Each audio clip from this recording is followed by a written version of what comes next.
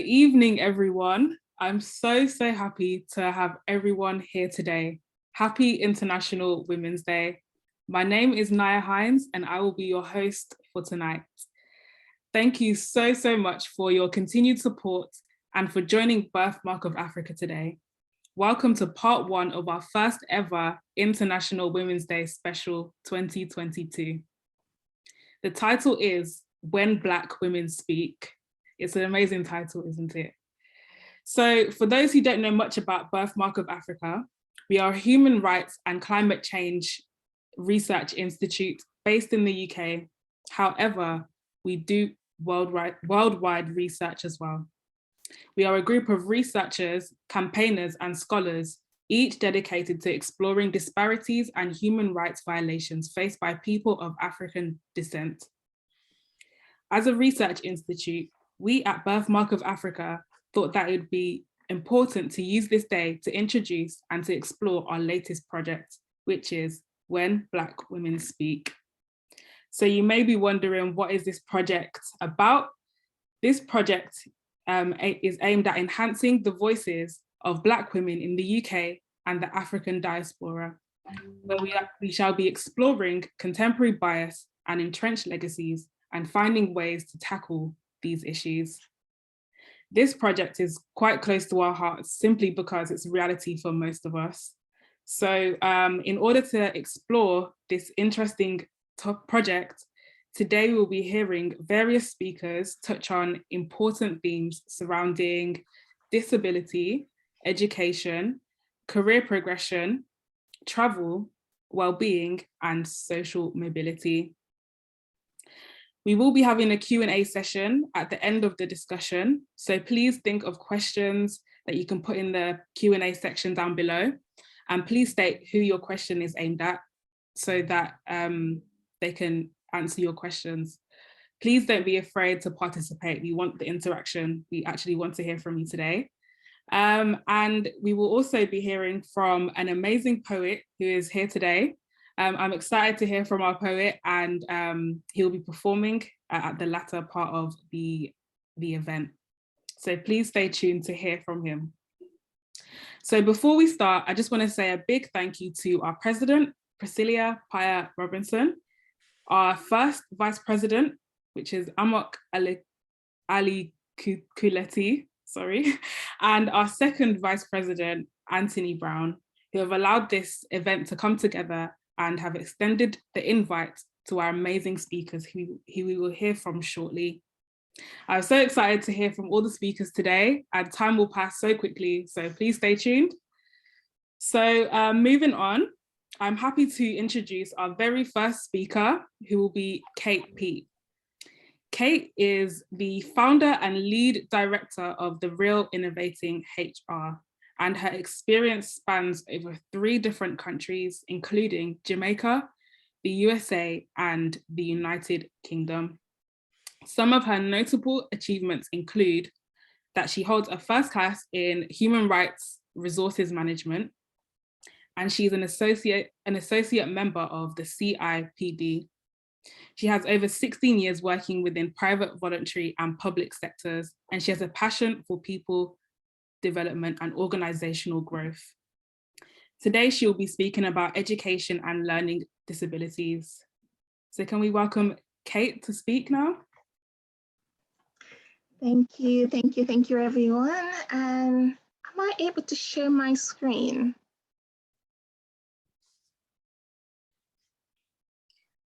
Yes, we'll try to give you an opportunity to do that. Thank you. Should be able to do that now. Okay, lovely.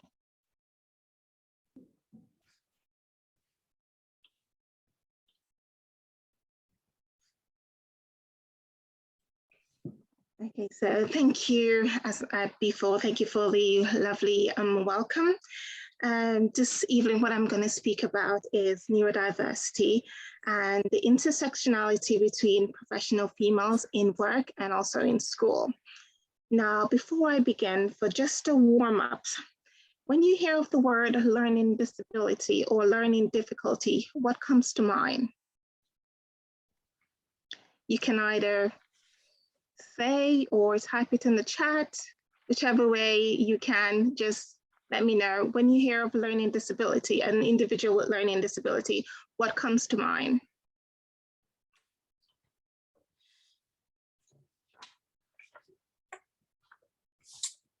Okay. I see dyslexia in the chat. Yes, dyslexia, me, okay. Cognitive issues, okay. Needing support, ADHD, lovely, lovely, lovely. So these are some of the terms that are used to describe an individual with learning difficulties.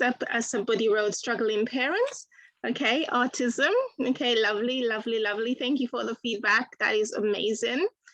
When you think of learning disability, do any of these individuals come to mind? So I heard learning difficulties, struggling parents, and all ADHD, dyslexia. These are individuals that have learning disability. You have Whoopi Goldberg, you have Simone Biles, Harriet. All of these individuals are individuals that has a learning difficulties. Let me go on to show you some more individuals. These individuals as well all have some form of learning difficulties. And I just wanted to, I know we are focusing on females, but just a few more names to add to the list. Bill Gates has dyspraxia, Richard Branson, dyspraxia, Henry Ford, dyspraxia, Albert Einstein is said to have had dyspraxia. When I asked the question before, what comes to mind when you hear of the term learning difficulties? Be honest, has any of these individuals, or did you have a picture of any of these individuals in mind? Again, you can just let me know in the chat, or no, that's it. And this is one of the things that, this is why I do these talks, to educate individuals when it comes to learning difficulties, because in history, learning difficulties has had a stigma attached to it, but there are many individuals among us who have learning difficulties and have gone on to be very successful.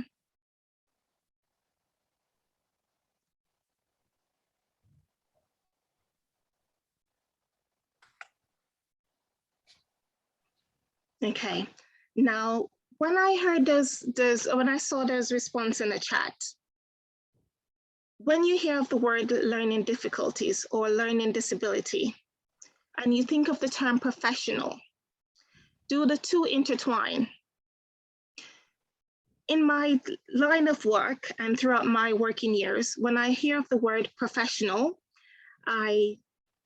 people will talk about, comment on your hairstyle, they'll comment on the way you dress, they'll comment on your speech, they will comment on your excellence or your structure, the way you carry yourself. These are all words that are associated with professional. And what you do not see or correlate or join together is learning disability when it comes to professional. I was told once that I'm dyspraxic, by the way, I'm dyspraxic and dyslexic. I was told by an employer that as a manager, my emails were not professional enough for my level. And the reason why she said that was because I was working without my assistive technology. So this is why I needed to bring the term professional in play whilst I do my talk, because it's the way in which we perceive individuals when we attach certain labels to them. Now, as I mentioned before, I had somebody commented on my emails because I wasn't using my assistive technologies as I usually would. Now, when you think of the word professional, what doesn't come to mind? Errors in email, short-term memory, forgetting instructions, extra time needed to carry out projects, and so forth.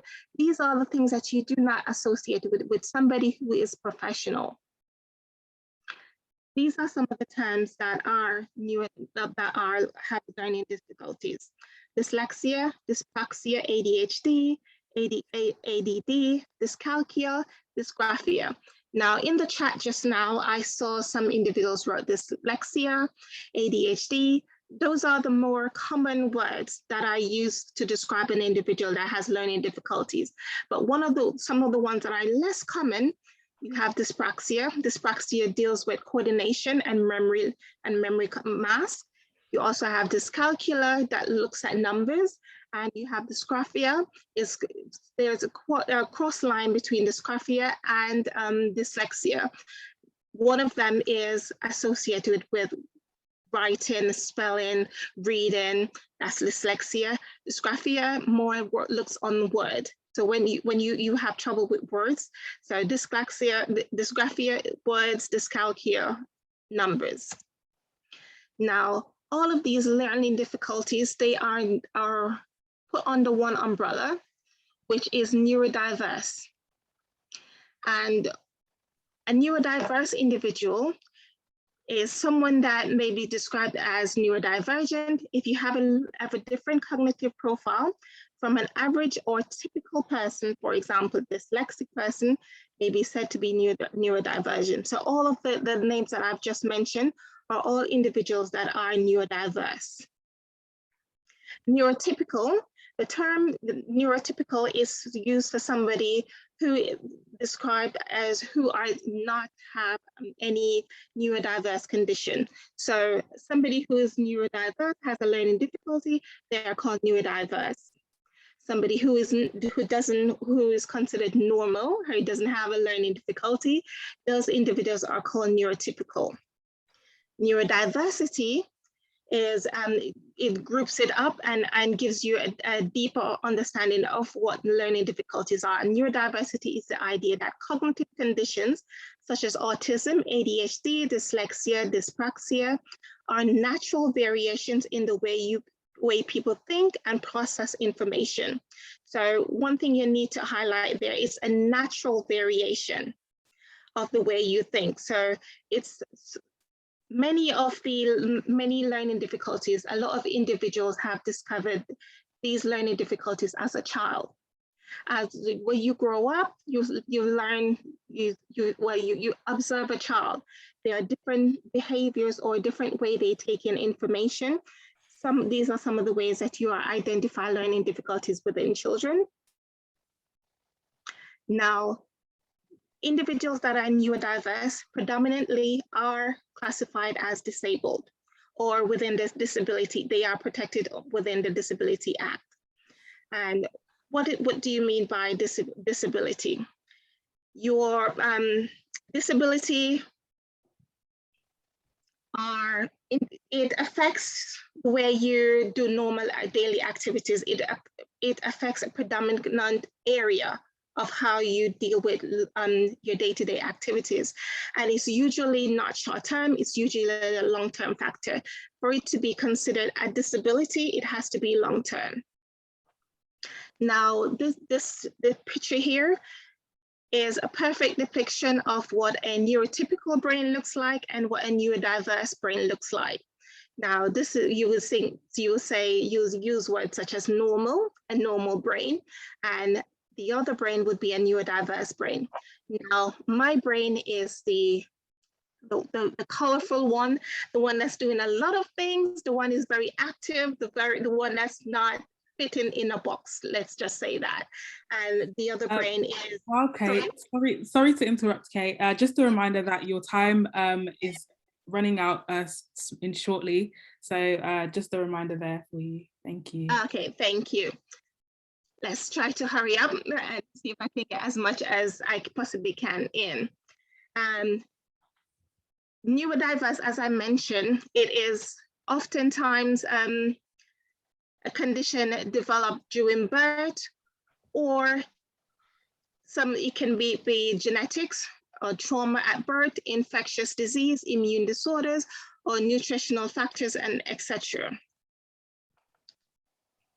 Intersectionality.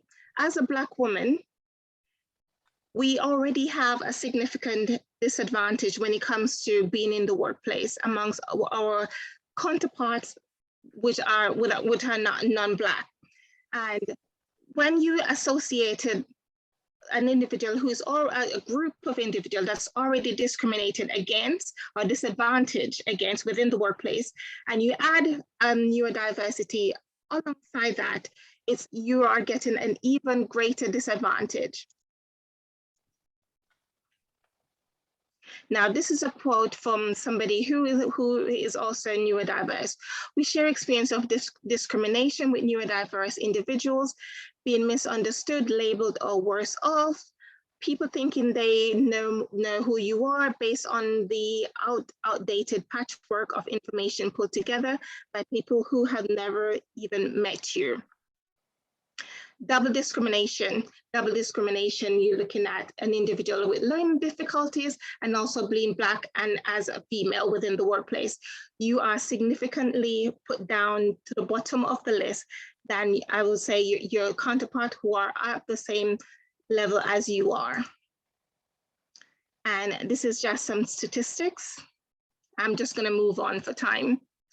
And within neurodiversity, as I mentioned, a lot of individuals, a lot of students are neurodiverse within school, and it is missed. And when you especially ADHD has a very associated with a lot of Black students that are excluded from school. And just for the sake of time, I'm going to rush past, but if you can look at the figures, 1.54% of Black, and if you think of the UK, it's only 3% that is ethnic minorities within the UK.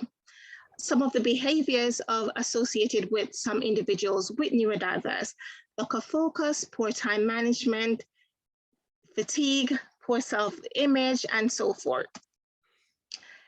A lot of individuals have gone through their life, they've gone through primary schools, secondary schools, and are in university. Predominantly adults have discovered that they are neurodiverse when they're in university. Now, if you look at the pictures before, at the beginning of the presentation, a lot of those individuals are very successful. So if you are not given the opportunity to be tested and to discover that you are neurodiverse, a lot of neurodiverse individuals do not make it to universities. I myself I discovered I was dyslexic after I completed my degree, my first degree. And this is just a quote about individuals in diversity within the workplace. Now, within the workplace, a lot of individuals suffer. They suffer because of this lack of reasonable adjustment. It is clear, as you can see from the individuals before, a lot of successful individuals, Bill Gates, all of these individuals, Richard Branson, all of these individuals are neurodiverse and they're going to be very successful. What organizations are needing to do is provide reasonable adjustments within the workplace for individuals who are neurodiverse to be given the same opportunity to share their talent and discover who they are and excel. A diverse workplace provides creativity. When you think of a person that has a learning difficulties or neurodiverse, think of creativity and imagine a creative individual within the workplace. It is amazing.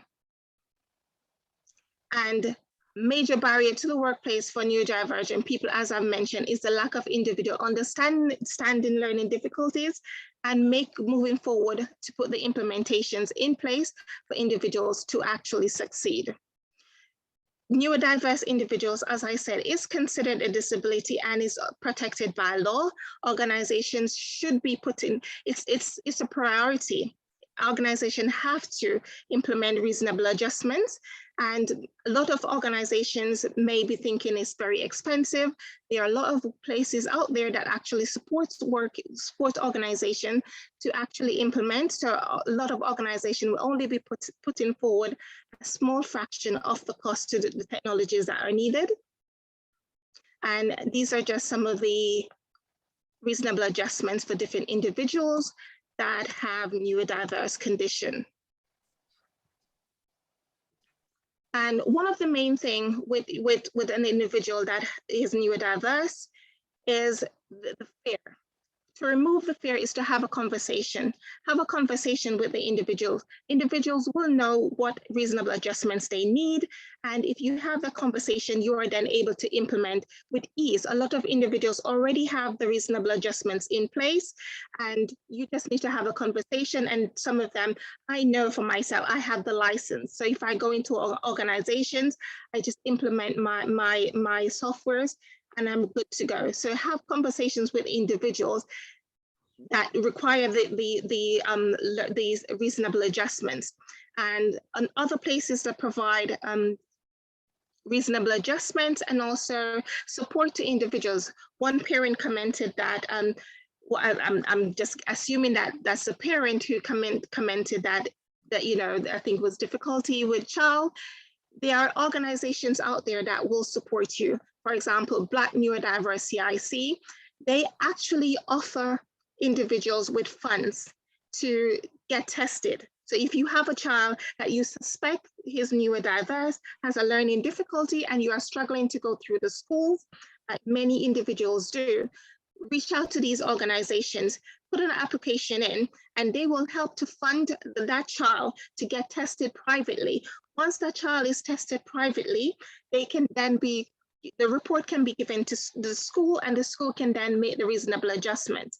From the child is young, which is, that's where we need to reach the kids from primary schools when they are young, when they don't understand themselves, before they're excluded, before they become discouraged and lose interest in school. They need the support. Have them tested. Speak to the schools. If they, as I said, if the schools don't give you that support, reach out, find an organization that will definitely give you the support. Learning difficulty is not the end of the world.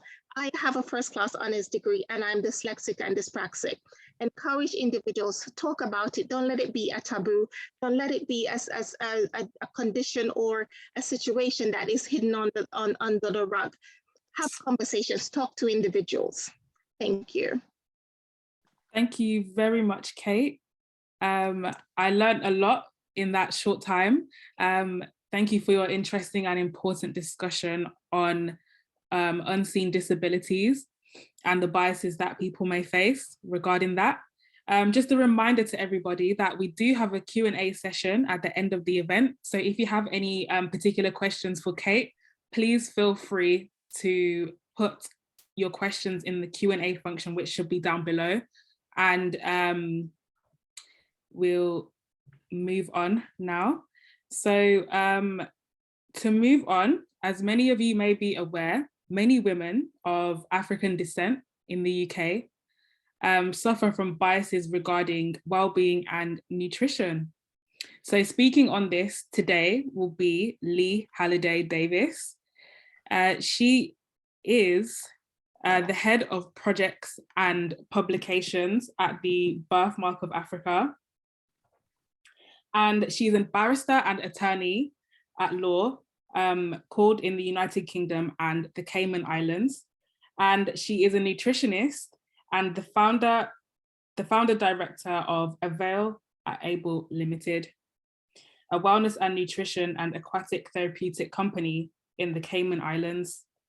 Lee is passionate about women's health, specifically how to use food to improve health, and lives by the famous quote from Hippocrates: "Let food be thy medicine, and medicine be thy food."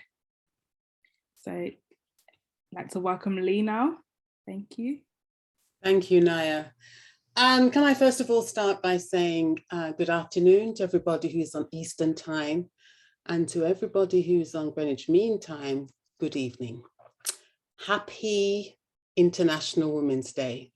It's that day that we actually celebrate the unique contribution of women in society. And so to some extent, it's a shame that I quote today Hippocrates, but I live by his quote that says, "Let food be thy medicine, and medicine be thy food."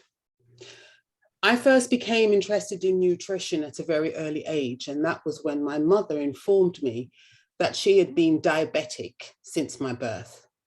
Apparently, my birth was a very difficult birth, and she, like a lot of other women of color, found themselves with diabetes been diagnosed before, and also it stayed with them after.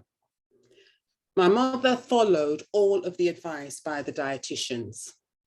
She was told at the time to cut all fat out of her diet, stop eating white bread, eat wholemeal brown bread, stop eating sugar. She was even recommending that as an alternative to sugar, she could try saccharin, stop having eggs and try some cereal. Well, years later, we now know that a lot of that advice that she was given at the time was in fact not the right advice. And as a result, she was unable to reverse her type 2 diabetes. You see, it's my personal belief that as women, what we have to do is that we have to take personal responsibility for our health.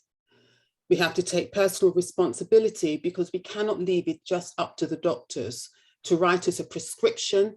We take the prescription and somehow we think we're going to get better. With the majority of disorders that we have, it took a long time to get there.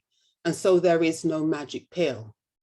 So sometimes what I actually say to my clients is that if it took you 10 years to get into diabetes, I'm not saying it's going to take you 10 years to get out of it. But what I'm saying is that it's not an overnight task. So women, as far as women are concerned of the African diaspora, and I use the word the African diaspora, the statistics are not good. As far as women are concerned, and I'm going to use the American statistics in relation to this and not the Caribbean or the UK, because the US statistics, they actually break it down into black and white. UK, some of their statistics are actually a bit fuzzled. Caribbean statistics, the Caribbean is a little bit more complicated because you have a lot more mixing within the Caribbean. And if you actually say Caribbean, what they don't tell you is what is the origin of that person. They just quote Caribbean statistics. So in relation to the Caribbean statistics, the US statistics, in 2016, it was found that 46 out of every 100,000 women of African descent died from strokes, while it was 35 out of 100,000 for women of Caucasian background. Diabetes diagnosis for white women was 5.4 for every 100. Meanwhile, for Black women, it is 9.9 per 100. As far as diabetes is concerned, we have a lot of problems. Some say that it's as a result of genetics, some say it's as a result of lifestyle, some say it's a result of food. I personally would say it's a result of all three. So the predominance of health conditions that you find in women from the African diaspora are basically the same with certain variations. Because interestingly enough, the statistics are actually different from women who are first generation from Africa and also the women who are of African descent from the Caribbean. There are lots of theories of the reason why that. Some say it's stress, some say it's having to live in environments where you don't feel welcome. There are lots of different reasons for that. And the health conditions tend to be the same throughout. So the health conditions that we are talking about is diabetes, lifestyle, and also it can be genetic. Sickle cell, basically genetic, but the effects, the symptoms and how bad it is can actually be related to lifestyle. Hypertension, again, it can be genetic, but lifestyle. Fibroids, genetic, but also a lot in relation to lifestyle. Cervical cancer, some genetics, but again, lifestyle and heart disease. These are the health conditions that are disproportionately present in women of Caribbean origin. Now, some time ago, people would have said that one of the reasons why the statistics are so high in the Caribbean, and there's lots of theories, and one of the theories actually has to do with salt retention. And that had been linked to people who were the descendants of people who came through the Middle Passage, and that they actually had the ability to retain salt in their bodies, which is why a lot of them actually survived the Middle Passage. But that's a big subject. I mention it, and I will move on, because it will, that is actually, to get into that today, it will actually take a long time. So, what are the symptoms that we can see in relation to the women in the Caribbean? One of the leading ones is obesity, and also women who have got a very high waist circumference, which means it's a waist that's over 34 inches.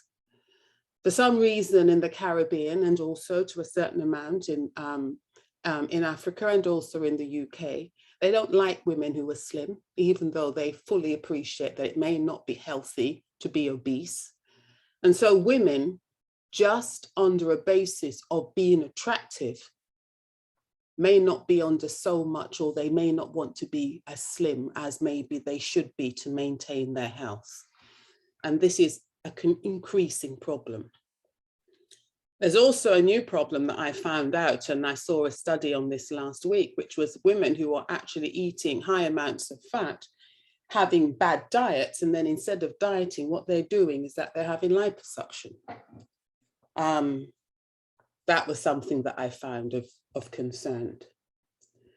So what are the differences that we can actually make, the small tweaks that we can have to our diets? I'm not saying that what we should do is all switch to a Mediterranean diet, but there are tweaks that we can make in relation to our normal eating that can actually help, because the Caribbean diet, just like the Black British diet, just like it's not all bad. It just needs tweaks. Things like, in relation to the Caribbean, curry, I don't think people actually realize and appreciate how healthy curry is. But what do? We put the curry with white rice, and somehow all of the benefits that we have are completely eradicated. So I would say, cut down things like sugar. Substitute out that sugar and use honey instead. There are 1,001 different types of substitutes that we can now use. We have xylitol, we have erythritol, honey. Try to substitute them out. In relation to carbohydrates, I would say eat less primary carbohydrates. So when I'm saying carbohydrates, I'm actually saying things like white flour. I myself, I'm gluten intolerant, which means every time that I eat gluten, my stomach swells up. A lot of women actually suffer from this, and they don't realize what it is that is bloating them. So for me, white flour or any kind of wheat flour is out, and I substitute it in with almond flour, coconut flour, and also chickpea flour, otherwise known as garam flour, that you normally find in a lot of Asian food shops that sell Asian foods. Oils. Oils are very important, and I'm going to spend a little bit of time on oils, because I was amazed when I met a good friend of mine, highly educated. I thought she knew better, and when I went into a kitchen. Sorry to interrupt you. Just to remind you, your time is running out soon. Can you tell me how long have I got? You've got 60 seconds. Okay, I'm going to wrap this up very, very quickly. Right, so oils. She was actually using olive oil to cook with, as in fry with. And that is such a big no-no. Different oils have got different heating points, and I'm going to try and do this as quickly as possible. And basically what happened is that if you heat oil until it's smoking, that oil then turns carcinogenic. It is poisoning your body. So please do not cook with olive oil. Cook with almond oil. Cook with avocado oil, fry with that. If you're slaughtering, use coconut oil. A good cold pressed coconut oil will actually make a world of difference. When it comes to olive oil, which has so many wonderful benefits, use that to drizzle. Use that to make your salad dressings. Don't cook high temperatures with olive oil, because you're doing yourself no good. Well, I started by saying that I had a lot to say, and I haven't been able to say it all in 10 minutes. But what I will leave is by saying this, and I'm repeating myself to a large extent. The time when we can actually just go to the doctor and say, I've got a pain, and the doctor gives you a prescription, and you just go home and eat the same way, have the same lifestyle, make no changes, don't have more exercise, those times are gone. You have to take personal responsibility. We feed our families, we feed our husbands, our boyfriends, our partners, and our children. And so, women, what I'm asking you to do is to truly take into consideration the repercussions of the food that we give our families. Food is doing one thing or the other. It's either feeding you or it's poisoning you. Thank you. Thank you very much, Lee, for your discussion about nutritional well-being. It was very interesting, and I did learn quite a bit from that. Please remember that we do have a Q&A session at the end of the event. So if you have any questions for Lee, please put it in the Q&A section down below, and she'll be able to answer those questions at the end. And also, to maintain engagement with our projects and to keep up to date with the progression of our projects, please be sure to subscribe to our website and join our Birthmark of Africa mailing list. This can be done through the website, and the link should be put in the chat box below shortly. Maya? Hi. I just wanted to say, sorry, my mic was muted, that Lee, there was something that you raised that I did want you to expand upon, which is about oils. And I was trying to allow you to expand upon that. I know we have a very strict time frame of 10 to 15 minutes per speaker, but I think that a lot of people would benefit. And if I am correct, if you could put it in the chat if you agree. I know we have a Q&A session, so we're not taking any Q&A answers right now, but in terms of answering them, you can put them in the Q&A section. But Lee, are you able to expand upon the point you were talking about, which was oils? Because I think that a lot of our followers of Birthmark of Africa and attendees tonight would really benefit from oils, and I can see that they're all putting that in the chat. But as our wonderful host Naya has said, if you do have a question and answer that you want to ask now, because obviously we'll have so many speakers as we go along, there is a Q&A section, put it in there because we will get to it so you don't forget. So can I just ask, with your permission, Naya, respectfully, for Lee to come back just to expand upon her points about oils, please? And that's 5 minutes, Lee, if possible. Yeah, that's fine. Thank you. Yes, you got me? Okay. An oil is not just an oil, is not an oil. So we have many different types of oils. Can you hear me? Can you hear me? Okay. I can hear you. Yeah. We have many different types of oils that we'll find in the average supermarket. You find oils like normal vegetable oils. You've got sunflower oils, rapeseed oils, etc., etc. What I would say that you should also always remember, especially when you see a plastic bottle, a clear plastic bottle with a see-through, almost clear liquid, is that if you have rapeseed and you press it, you are not going to get a clear oil. What you're going to get is a yellowy, greeny oil, and what the manufacturers do is that they bleach it to make it more attractive. And so therefore, for me personally, in my kitchen, the only oils that I have in my kitchen is a cold pressed virgin olive oil, a cold pressed coconut oil. I've got avocado and almond, and I have some sesame seed oil, because sometimes when you have noodles, nothing is better than sesame seed oil. Everything else, as far as I'm concerned, sunflower oil, canola oil, all of the rest of them, vegetable oil. Never buy a bottle of oil that says vegetable oil, because you don't know the source. You don't know what it's made of. You don't even know and where it's come from. It's usually a very, very clear oil, which means it's a highly processed oil that's been bleached. And you then use that to fry your food. You are putting carcinogens in your body, you're putting in free radicals in your body, and you're actually setting yourself up for something that is called metabolic syndrome. So as far as oils are concerned, if you are buying oil, try to find an oil that's in a glass bottle, preferably a dark glass bottle, a good source. Don't buy cheap oil. It's a false economy. Buy a good olive oil, a good cold pressed coconut oil. Coconut oil can be used for so many different things. I mean, I've used coconut oil to actually treat people with dementia. So make sure that you have, in fact, when you buy your oils, you buy good quality oils. It really is a false economy. Priscilla, I think I've used up my 5 minutes, but I don't mind writing a paper on it. I did want to say to everyone, Birthmark of Africa, as you know, as our lovely host has stated, is our, and I'll just change the view because you probably cannot see me much. Birthmark of Africa, as many of you will know, is a research institute dedicated to human rights and climate change. We're dedicated to looking at disparities faced by people of African descent. This particular project, which is When Women Speak, is a huge project that we're doing, and it will span between a year to 2. There is so much that needs to be dealt with.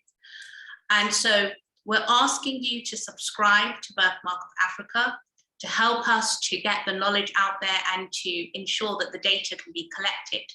So many of you are probably, we've heard from Kate, Lee so far, and it's just going to get better and better as we go along. But this is part 1, and Naya will tell you, it's a squeeze to get all of this information in such a short time span. But if you do want to know more, Lee is part of a team of Birthmark of Africa, and all of our speakers are technically fellows in a way of our research institute. So make sure you subscribe to our website, you follow our social media, which we'll give to you very soon. But without further ado, I'll leave it now to Naya to bring on our next speaker. Okay, just want to say thanks again to Lee, just for expanding upon her presentation about oils. So we may have experienced or witnessed that there is an ongoing bias against Black women and in regards to career progression. So here to address this is Dr. Dawn de COTEAU, and she is a barrister and attorney at law who practices in England and Wales and in Caribbean jurisdictions. She was awarded her doctorate in 2021. The thesis was entitled Corruption in Caribbean Politics, Examining Cultural Tolerance. Dr. de COTEAU is the founder and chairperson of Transparency Action Grenada, an active non-governmental organization whose aims are to work towards combating corruption in Grenada by working with all stakeholders with objectives to counter corruption. And she has also been focusing on engaging young people through secondary schools and social studies programs to raise awareness of this. So I'd like to welcome Dr. de COTEAU. Hello, thank you very much. Good afternoon, panel. Good afternoon, all those joining the panel and all those who are here with us via the various platforms. And I must say it's very, very important that we do recognise women, globally, especially those who, do not have voices. And I believe that all of us here today are really championing those women globally who do not have voices and who are going through various challenges in life, discrimination, sexual abuse, underrepresentation, mental torture, in various war zones. And I must say various war zones, not just in, Ukraine, which is important, but in other parts of the world as well, which sometimes we do forget. And I do think that's very, very, very important. I just also want to thank Birthmark of Africa for this great initiative. I think it's absolutely, you do need to be credited and praised for, taking the lead here, because I do think this is a platform that is very much needed globally. There is so much to speak about with our people from Afro-Caribbean descent. So hopefully this is the first of many opportunities that we will have to engage. Now, I've been asked to speak to you in this short space of time about my career progression. And very interestingly, when I when I was approached by Priscilla, I thought, okay, this is interesting, but I think 10 minutes to speak about my career progression, my journey and trajectory, stemming out of the UK is quite ambitious. So what I'm going to do, and really factoring in some of those biases, and what I will do from the onset, what I will do now is just say that I am now domiciled in the Caribbean.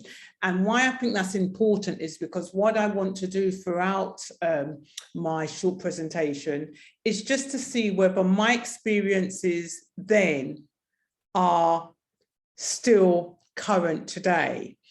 I believe I know the answer, but I may leave that to some of those who are joining and may want to, make some commentary as we go along. Now, in regards to my career, what I will say is that I remember 1985, in my final year at secondary school, and I went to a Catholic secondary school. I hated school. Yes, I was non-conformist. I left secondary school with, I only took, the CSEs. I wasn't deemed bright enough to take the GCSEs, and I left without any grade 1s. Yes. Now, why that is because I just didn't enjoy, and traditional education just was not for me. And so I believe that what I did, I just challenged. I challenged every, I challenged in every class. I would challenge, issues in regards to religion. I would challenge issues in regards to science. And it wasn't that I was being disruptive and labeled as I was labeled, but it was because I was bored. I just couldn't resonate then with traditional education. And why that is important, at the end of my secondary education, I was told that, I couldn't stay on at school and enroll into sixth form. So I had to parachute quite quickly. And because, my parents being traditional Caribbean parents, you have to do something, you can't stay at home. Mm-hmm. So I had to do something. So I enrolled in further education because I really didn't know where I wanted to go. Yes, and that's a fact. And I enrolled into college, and I did a SETSWA course saying I'd be going to social work, because if there's one thing that I knew is that I always wanted to be the voice of the silence. Yeah, and that is fundamentally important, because I think that has carried me along the way from my secondary education, being told I couldn't stay on, going into further education. And indeed, when I finished further education, and I didn't embark on a social workers, on the full social works program, because it just wasn't for me. And then I progressed, and then I went into higher education, and I did my first degree at the University of Greenwich, where I read sociology.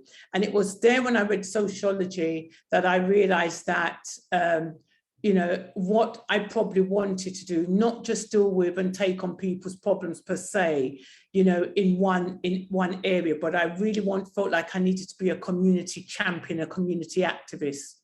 And I embarked on that, and I was given that opportunity when I was a council tenant at London Borough of Lewisham, living on one of the estates. And I really got involved in being that community champion. And I leaped from there, once I finished my degree, straight into my career at Lewisham Council. Now, what's important there, and I'm feeding this back in at this point, because there are key pinpoints. Yeah, when I was a community activist, because I spoke, I'm quite confident. The labels followed me. Yeah, the labels followed me. I was aggressive because I used my hand. I have a general loud tone, so I would be shouting. But that followed me. Yeah. But in following me, I made it a concerted effort that I did not need to explain to individuals who would say that I'm shouting and that I'm aggressive and, I always want to get my own way. I made a concerted effort that I don't need to have to keep explaining. Yeah. If you want to understand why I may have these traits, you go and do your research. You know, I'm tired of edifying you in regards to your, you know, dare I say, discriminatory and beliefs and views and stereotypes, you know, presumptions, assumptions, stereotypes, you know, they're there. And so why I say that, even when I leapfrog into my career, you know, within local authority, those same stereotypes, you know, followed me all the way through. Yeah, all the way through, you know. But I, you know, as an individual, as I said, I was able, because I believe in self, yes, and I understand self, I was able to really manage and maneuver that. And I'm not saying it was easy. And I moved on in my career as and working with the community and for the community on various initiatives and projects. But one of the things that I felt towards the end of the 90s is that I just felt that I wasn't making the real difference in people's lives, that, you know, there was something missing for me. Yep, there was something missing for me. And what was interesting, bearing in mind that I was that community activist and was really championing the inequality agenda, you know, for my Black brothers and sisters within employment and indeed within community. And so when Macpherson published his report into the death of Stephen Lawrence, I must say that was a turning point for, of course, the Black community in regards to, you know, public sector, the police being institutional racism. But that was also, I think, a turning point for many of our Black people within public sector organisations, and indeed myself. Because on the back end of that, I thought, well, here presents an opportunity for me to really make a difference and go in with some authority, And one of the things, what's very interesting, and I think this is really a catalyst and turning point in my career, even though, you see, because we're dealing with the stereotypes, and here's an opportunity for me to now go in and break down those stereotypes with some authority. And I was actually charged, when I came out of local authority, I set up a consultancy, and I was commissioned by London Borough of Greenwich at the time to really implement some of the Macpherson recommendations through the impact, equality and race impact assessments. And why I say that, what's very important for me is that, as I say, those stereotypes and those discriminatory factors and those, you know, nudges from my white colleagues whenever one spoke, I was now able to speak with authority and make a difference, and going to train and going to, when I delivered equality impact assessment training, and when I worked with public sector organisations to actually, you know, implement policies to meaningfully address discrimination, race discrimination, and make a difference, you know, it was very empowering for me as an individual, and I could see that there was a shift. There was definitely a shift in the dynamics in the way that my colleagues then looked at me, because believe it or not, Macpherson gave us the authority to actually go in and make a difference for the first time, you know, and those working across public sector at the time would recognize that. Yeah. And so for me, what I would say, that's where I saw a clear shift in regards to some of those biases and stereotypes. Don't get me wrong, I'm not saying in facilitating training around impact assessments and the importance of it, and ensuring that, you know, we put quotas in place, etc. I'm not saying that it was fully welcoming, and yes, I did have battles, but the battles came with authority that I could actually hold.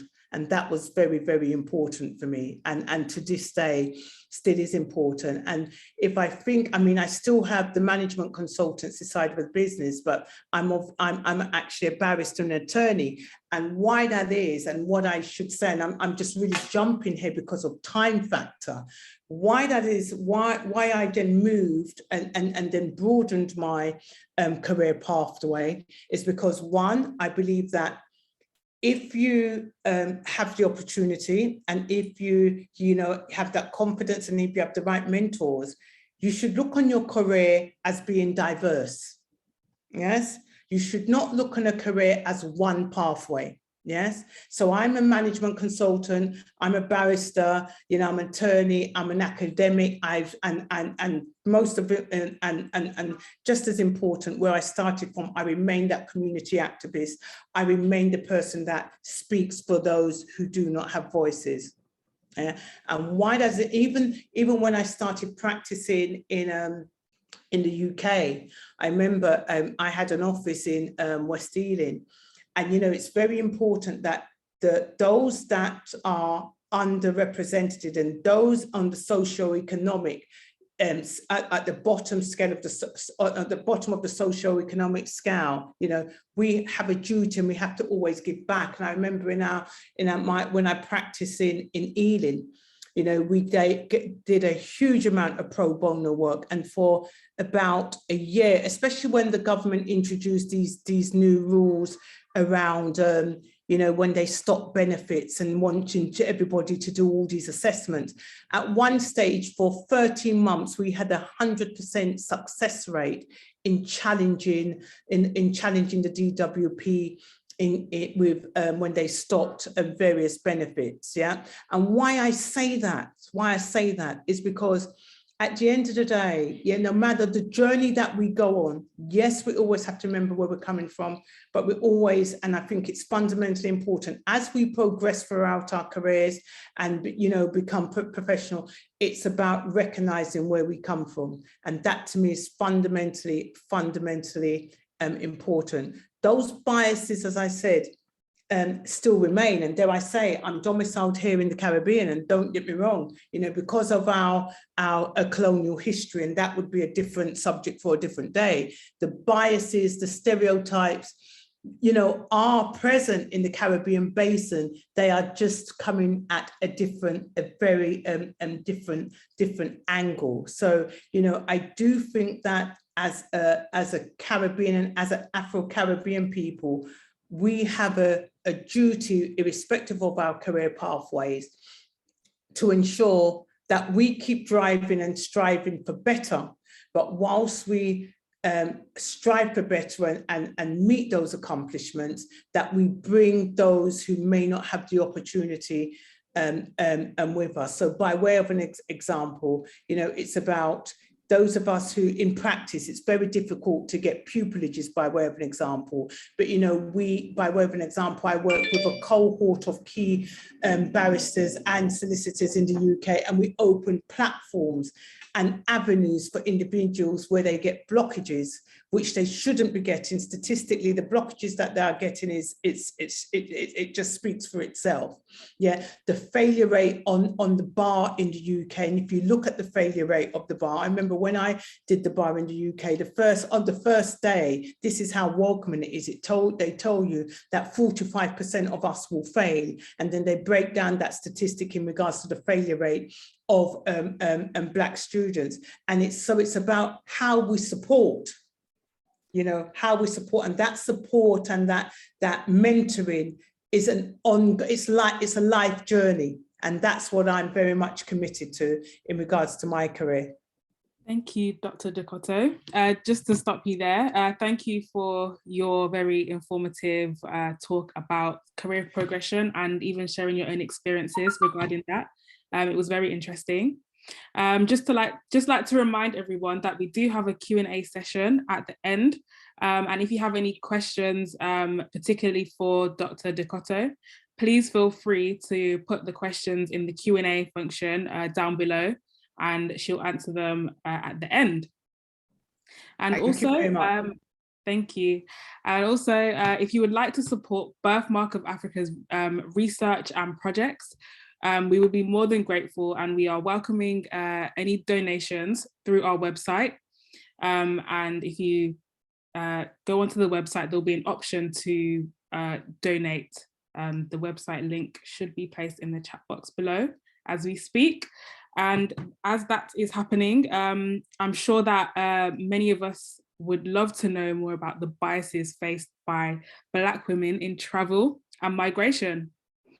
It may be a topic that many of us won't know too much about, but here to help inform us is Anthony Brown, So as well as being the second Vice President of Birthmark of Africa, Anthony is the co-founder of Windrush Pioneers and Windrush Defenders Legal CIC, WD Legal. WD Legal conducts weekly surgeries to assist victims of the Windrush scandal to apply for documentation to confirm their legal status and then to apply for compensation. WD Legal is campaigning for law reform to protect future generations with legislation in a Windrush Act that places a legal duty on public bodies to tackle the race disparities in criminal justice, education, health, and work exposed by the UK government's race disparity audit in 2017. So Anthony, I can see that you're sharing the screen, so you can begin now. Thank you.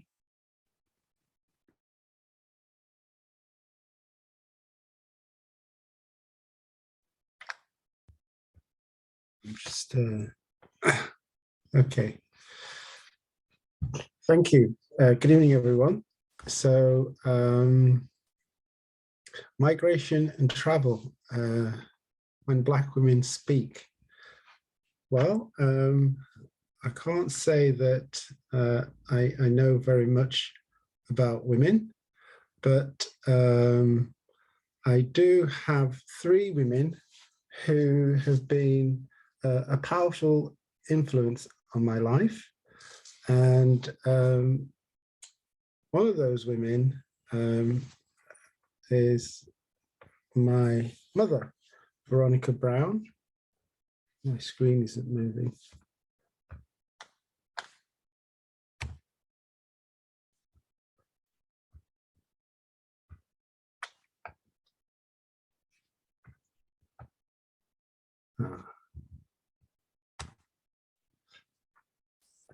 And there we are, just before we decided to migrate to the UK.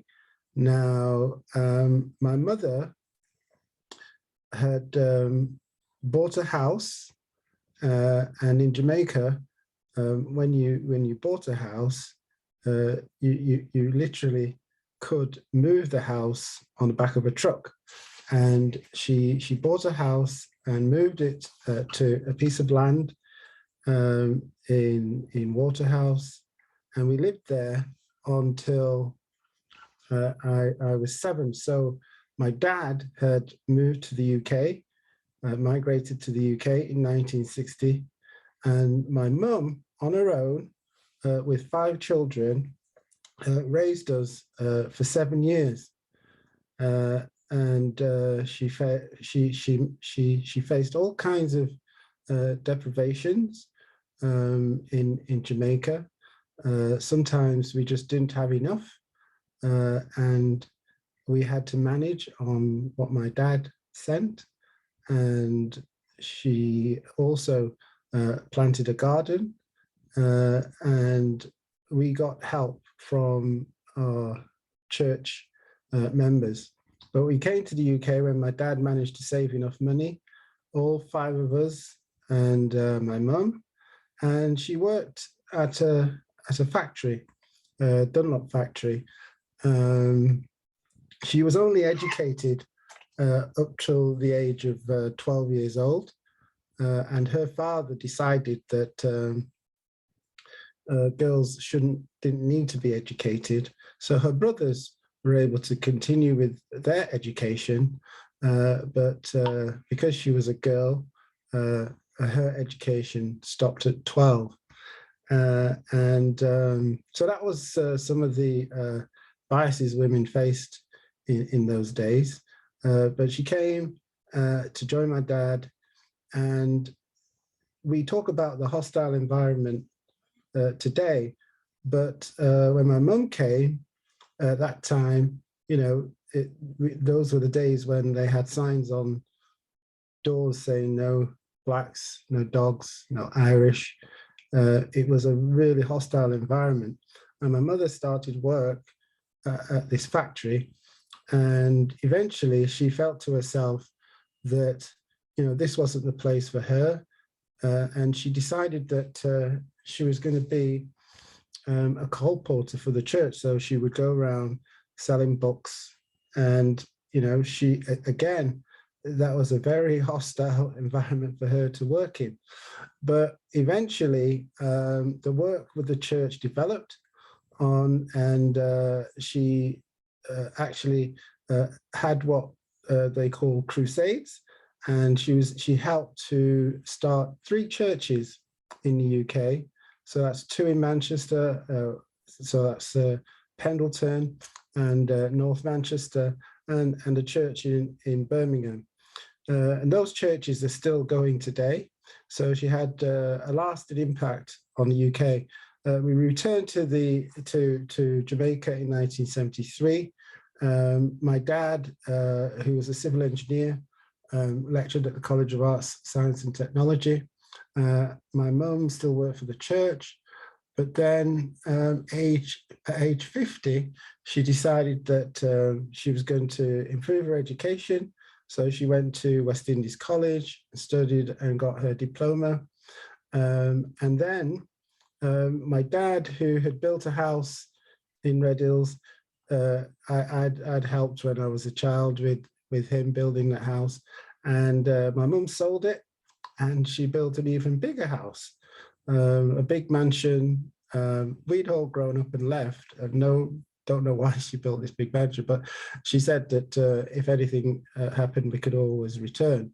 But through all that adversity, Mum seemed to just grow and develop and continue. And she was a powerful influence for me because in my 50s, I went and did a law degree because of the inspiration she gave me. I was caught up in the Windrush scandal in the 80s, where I was threatened with deportation when I wanted to go to university, and I didn't get to go. But all through the years, my mum kept on encouraging, and the year after she died, I decided to go back to university, Open University, and study for my law degree. The next person that I want to talk about is somebody called Claudia Jones. Now, Claudia Jones was born in 1915. She migrated to the United States when she was about 9.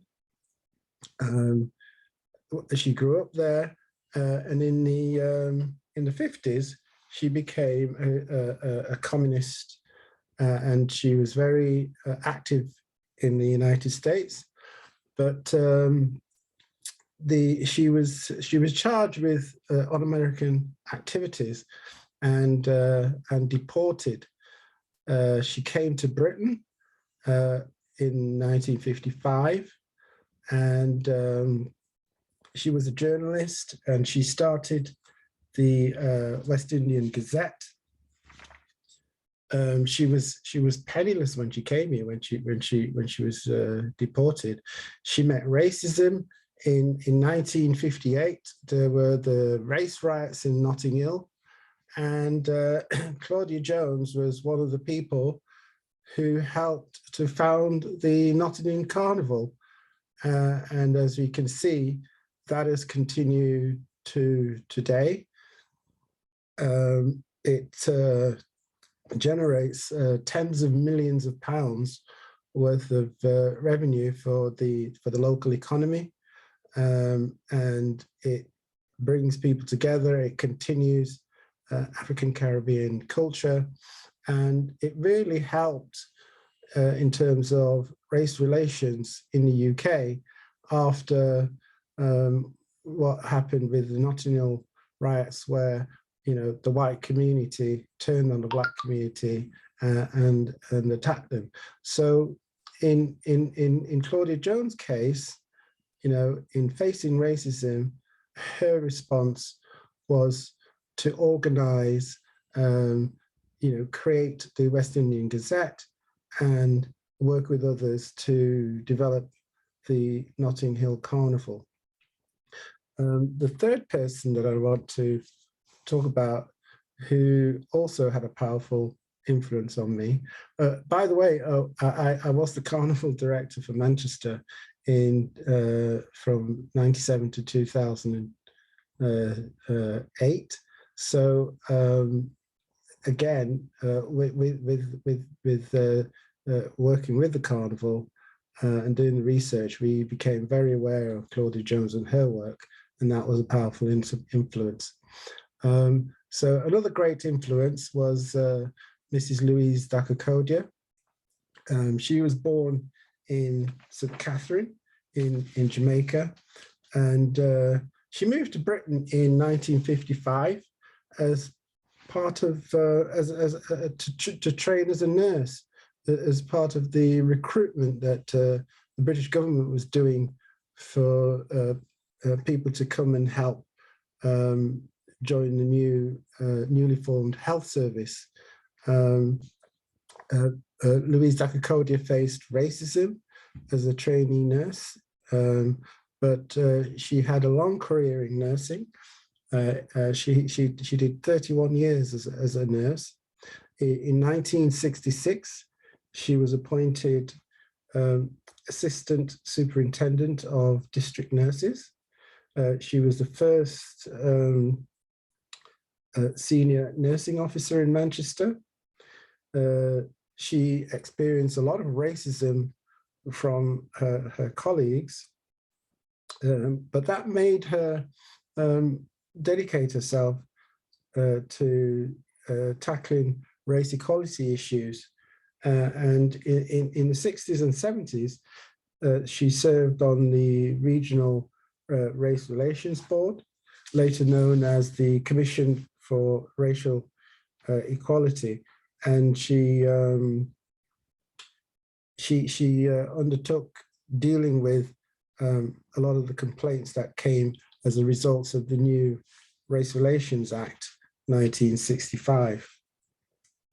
In 1981, there were riots again. There was riots this time by the Black communities around the UK, in Brixton, in Birmingham, in Moss Side, in Manchester, in Toxteth, in Liverpool. And during that time, Mrs. Daka-Kodia helped take people from Moss Side to the hospital. In 1984, she published a paper. Sorry to interrupt, Anthony. Just to remind you, sorry to interrupt, just to remind you that your timing is running out shortly. Okay. So in 1984, she published a paper in the International Journal of Psychiatry exploring the effects of racism in nursing. She served for 3 terms as chair of the West Indian Organization's Coordinating Committee. I followed her as the chairman, and she acted as a mentor to me. She was the co-founder of Karaoke, that's a business park in Manchester, and also the Arrow Walton Housing Association. They managed tens of millions of pounds worth of assets now. She also founded the Moss Side and Hume Women's Action Forum, and also the Agency for Economic Development. So with all 3 women, although they faced great adversity in terms of racism and hardship, they still managed to overcome those and made a huge contribution to their communities and their families, and inspired a lot of men, including me. Thank you. Thank you so much, Anthony, for your insightful talk about travel and migration and using examples of people who have demonstrated that. It was very interesting. So I'd just like to remind everyone again that we do have a Q&A session at the end of the event. So if you have any questions, particularly for Anthony, feel free to type them in the Q&A function down below and he'll answer them at the end. So as we move on, I'd just like to say that I'm enjoying all of the speeches so far, and time is actually going quite fast, and I'm excited to hear from the rest of the speakers as we move on in the event. I'd just like to move on to our next speaker. So we may know that it can be hard as women to cope when experiencing such biases. And I'm sure we may be wondering about how we would cope with experiencing and facing biases in our lifetime. And we have Pastor ANDREA MYLES on the call, who will be talking about one coping strategy, which is the power of prayer. So Pastor ANDREA MYLES is a minister of religion at the Prophetic Flames of Fire Ministries, and she is also a leading female recording artist and a songwriter. She also has a passion for human rights and women's rights and gender equality. So just like to welcome Pastor MYLES, please. Greetings, everyone. Thank you so much for having me on this platform. My name is ANDREA MYLES. As Naya has told you, that I am a minister of religion, and I'm also a female DJ recording gospel artist. And I'm here to talk about the power of prayer. You know, researchers have found that there are groups that practice spiritual medication, and it showed that they have greater decreases in anxiety and stress and more positive mood. They also tolerated pain almost twice as long as when you put your hand in a cold bucket of ice water. Sometimes, at some point in our life, people do ask questions, what is prayer? And I think it's a fair question for people to ask about something that they are not sure of or they don't know deep about. So my views on prayer is that prayer is a way to express or communicate with God.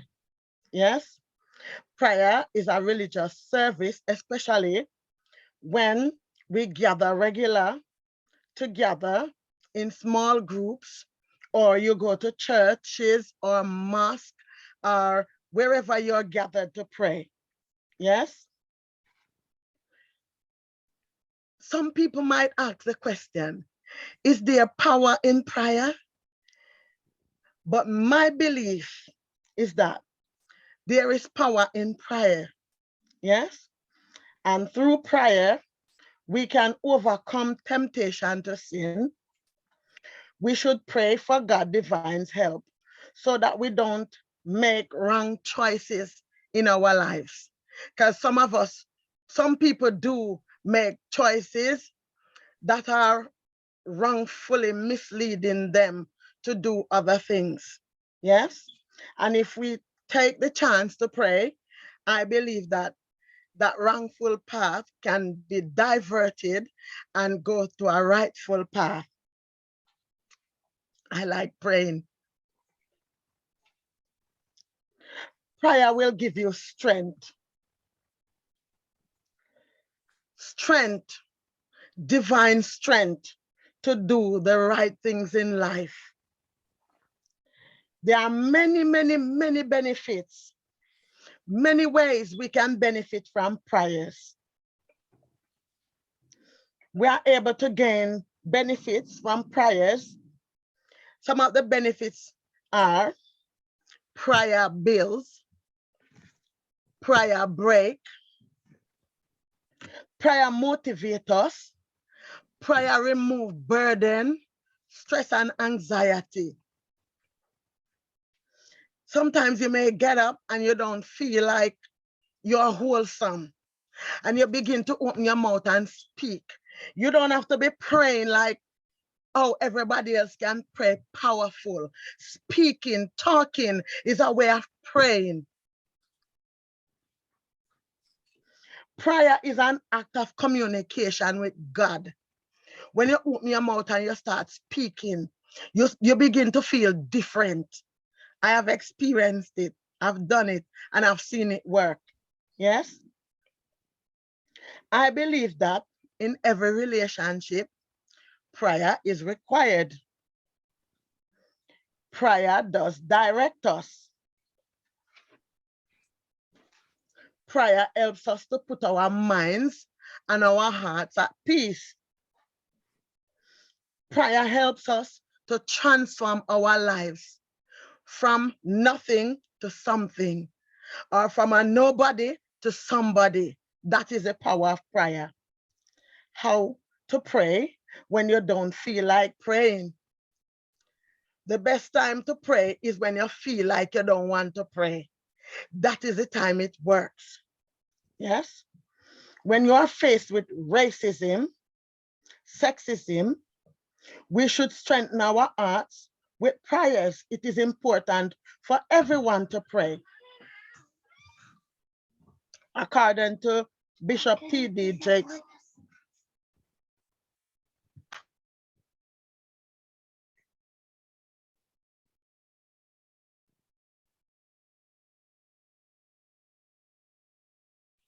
I think we're going to have to move on to the next speaker because there's a problem with Andrea's mic, Naya. So go on to the next speaker, please.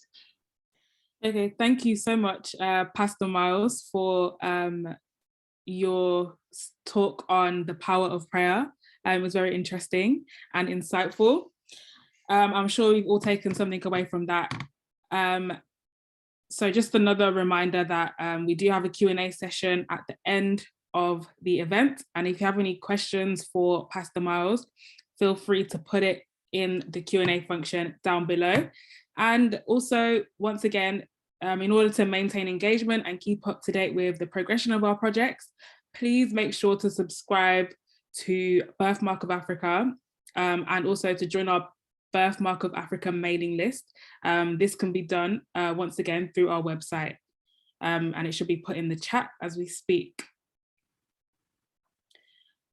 We also have another speaker today who will be touching on well-being and self-love and care. Her name is Andy Lindsay, and there's a lot to say about Andy. She is a supreme health coach at Holy Health Hack. And however, unfortunately, Andy was diagnosed with ME in 2002, and in 2016, following a series of events in her life, she went through a period of her life that she would describe as dark. However, she now coaches and runs health retreats in Jamaica, empowering overwhelmed and pre-burnout high achievers. And she's learned how to implement a no BS health hack and transition into a plant-centered diet. And she'll help them to heal their ailments naturally and put their well-being on autopilot and regain their balances, energy, and joyful life. So I'd just like to welcome Andy to speak. Thank you, Naya. Thank you so much. I've just put myself on picture mode as you were cutting in and out, and I don't want you to lose me while I'm speaking. So I hope that's okay. No, put your camera on, Andy. Put your camera on. I think it was fine. We'll tell you if we can't hear you. Okay. So first and foremost, thank you so much for having me. I feel so privileged to be here with the esteemed and talented panel. And thank you so much for inviting me to contribute as well. I give thanks for the initiative of the BOA, the Birthmark of Africa, the boa constrictor, mighty, and it's going to do some amazing, amazing work. So thank you for having me and allowing me to be part of that. So I guess I want to start by really addressing not only my panelists, but also the audience in saying, I'd just like to say, over and above everything, you are phenomenal.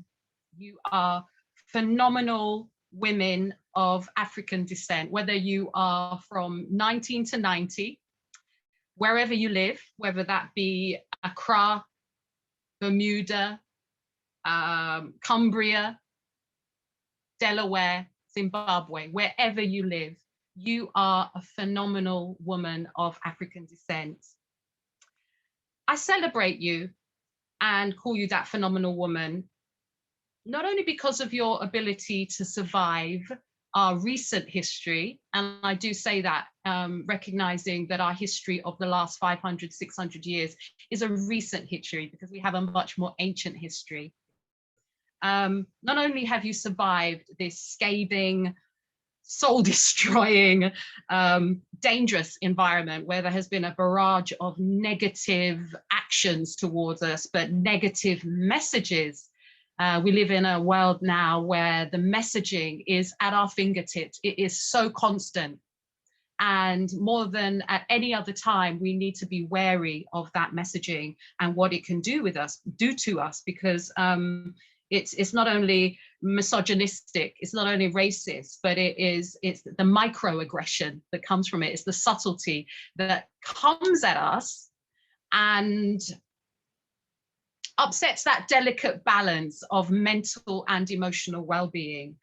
So I want to call you Phenomenal Woman, because you have had the ability to not only survive that, but to thrive through that with a dignity, a strength, a style, a creativity that is like no other on this planet. We have style, we have creativity, we have humor. We are the original women of this planet, and I give thanks that I'm able to call you sister. You know, I give thanks for that. So I celebrate the melanated daughters of the African diaspora, because yeah, you make me proud. You make me proud. I want, one of the methods that I use to support myself, protect myself, edify myself was the mirror work, where I was able to look into the mirror and speak words of edification, love, and appreciation for myself. And so I want to encourage women everywhere throughout the diaspora to use the mirror, look into the mirror, look into your eyes, and speak those words of edification, upliftment, and love. It's extremely powerful. I want you to be able to write down and use affirmations, so that whatever you're doing, these are the words that are ringing in your head when you are at work, while you're doing your chores, while you're driving, while you're cooking, while you are meditating, while you are visualizing that future that you want, using the power of words. And following on from Pastor Miles, you know, an extremely powerful tool. I want Black women to continue to see themselves as leaders, because we really are leaders, and this planet needs us more than ever to address and redress the ills and the imbalances that are happening in the world today. It is waiting for us to stand up as the original woman, you know, to redress this balance of misogyny and sexism, because there is much healing that needs to happen, and we truly are the leaders of that. The battle, and I call it a battle, I grew up, I'm Jamaican, Caribbean background, and I grew up observing the men addressing each other as warriors and soldiers, and women doing that as well. And, you know, when I was younger, yeah, I was one of those women who called myself a warrior. But as I've got older, I've realized that that can be specifically very, very damaging, because even soldiers have holidays. And it seems that we as Black women have never had the holiday that we truly, truly need, which is why with the crisis of the pandemic, I moved from my teaching career and my design and creative career into supporting people with holistic health. I realized, having done holistic health for nearly 40 years, since I was 18, I'm now 56, 57 this year. I realized I knew a thing or two, and I wanted to support others to maintain that balance, because whatever we are trying to do in our lives, it's going to go nowhere unless we can maintain that mental, emotional, physical and spiritual health. And thank you so much, Dr. Lee, earlier, for focusing on the physical elements of our wellness, you know, what we're putting into our body, so important. So important. If we're trying to, whatever we're trying to achieve, whatever we're trying to lead in our lives, it's going to be dependent on mental, emotional, spiritual, physical strength. And yes, so thank you for that presentation. So yeah, I want to encourage everyone to continue to edify themselves, because much of the battle, emotional and mental, the gaslighting that comes from our enemy, the sexist and the racist, is gaslighting. It's emotional and mental, and that's where we have got to maintain the strength. So continue to edify yourselves. The sisterhood is the most powerful, I would say, element of well-being that I've had in my life as well. That ability to be able to look to my sister, be able to seek support, to be able to just test, am I going crazy? Because yeah, I'm being gaslighted again. Maintaining those relationships, they are so important. So how the biases showed up in my life? Yes, they've showed up in blocks in career progression. They've showed up in blocks in education. I was 17 years old. I had just come runner-up in an national design competition as a 17-year-old. There I was, recognized by industry professionals for being talented as a designer. I applied to the London College of Fashion and they turned me down. I was almost broken. Ironically, 30 years later, they asked me to come and present to their students, because I have been a leader in sustainable fashion for the last nearly 30 years. So that was a sweet moment. I have to admit that, having been blocked by them, but then having to go, being invited to go back. Yeah, so there was biases in all areas of life. But interestingly enough, the bias that I've recognized in the area of health and well-being has been that during my journey of nearly 40 years, it was very rare that I saw women who looked like me in the classes that I attended. It was very rare to see women who looked like me on the retreats that I attended.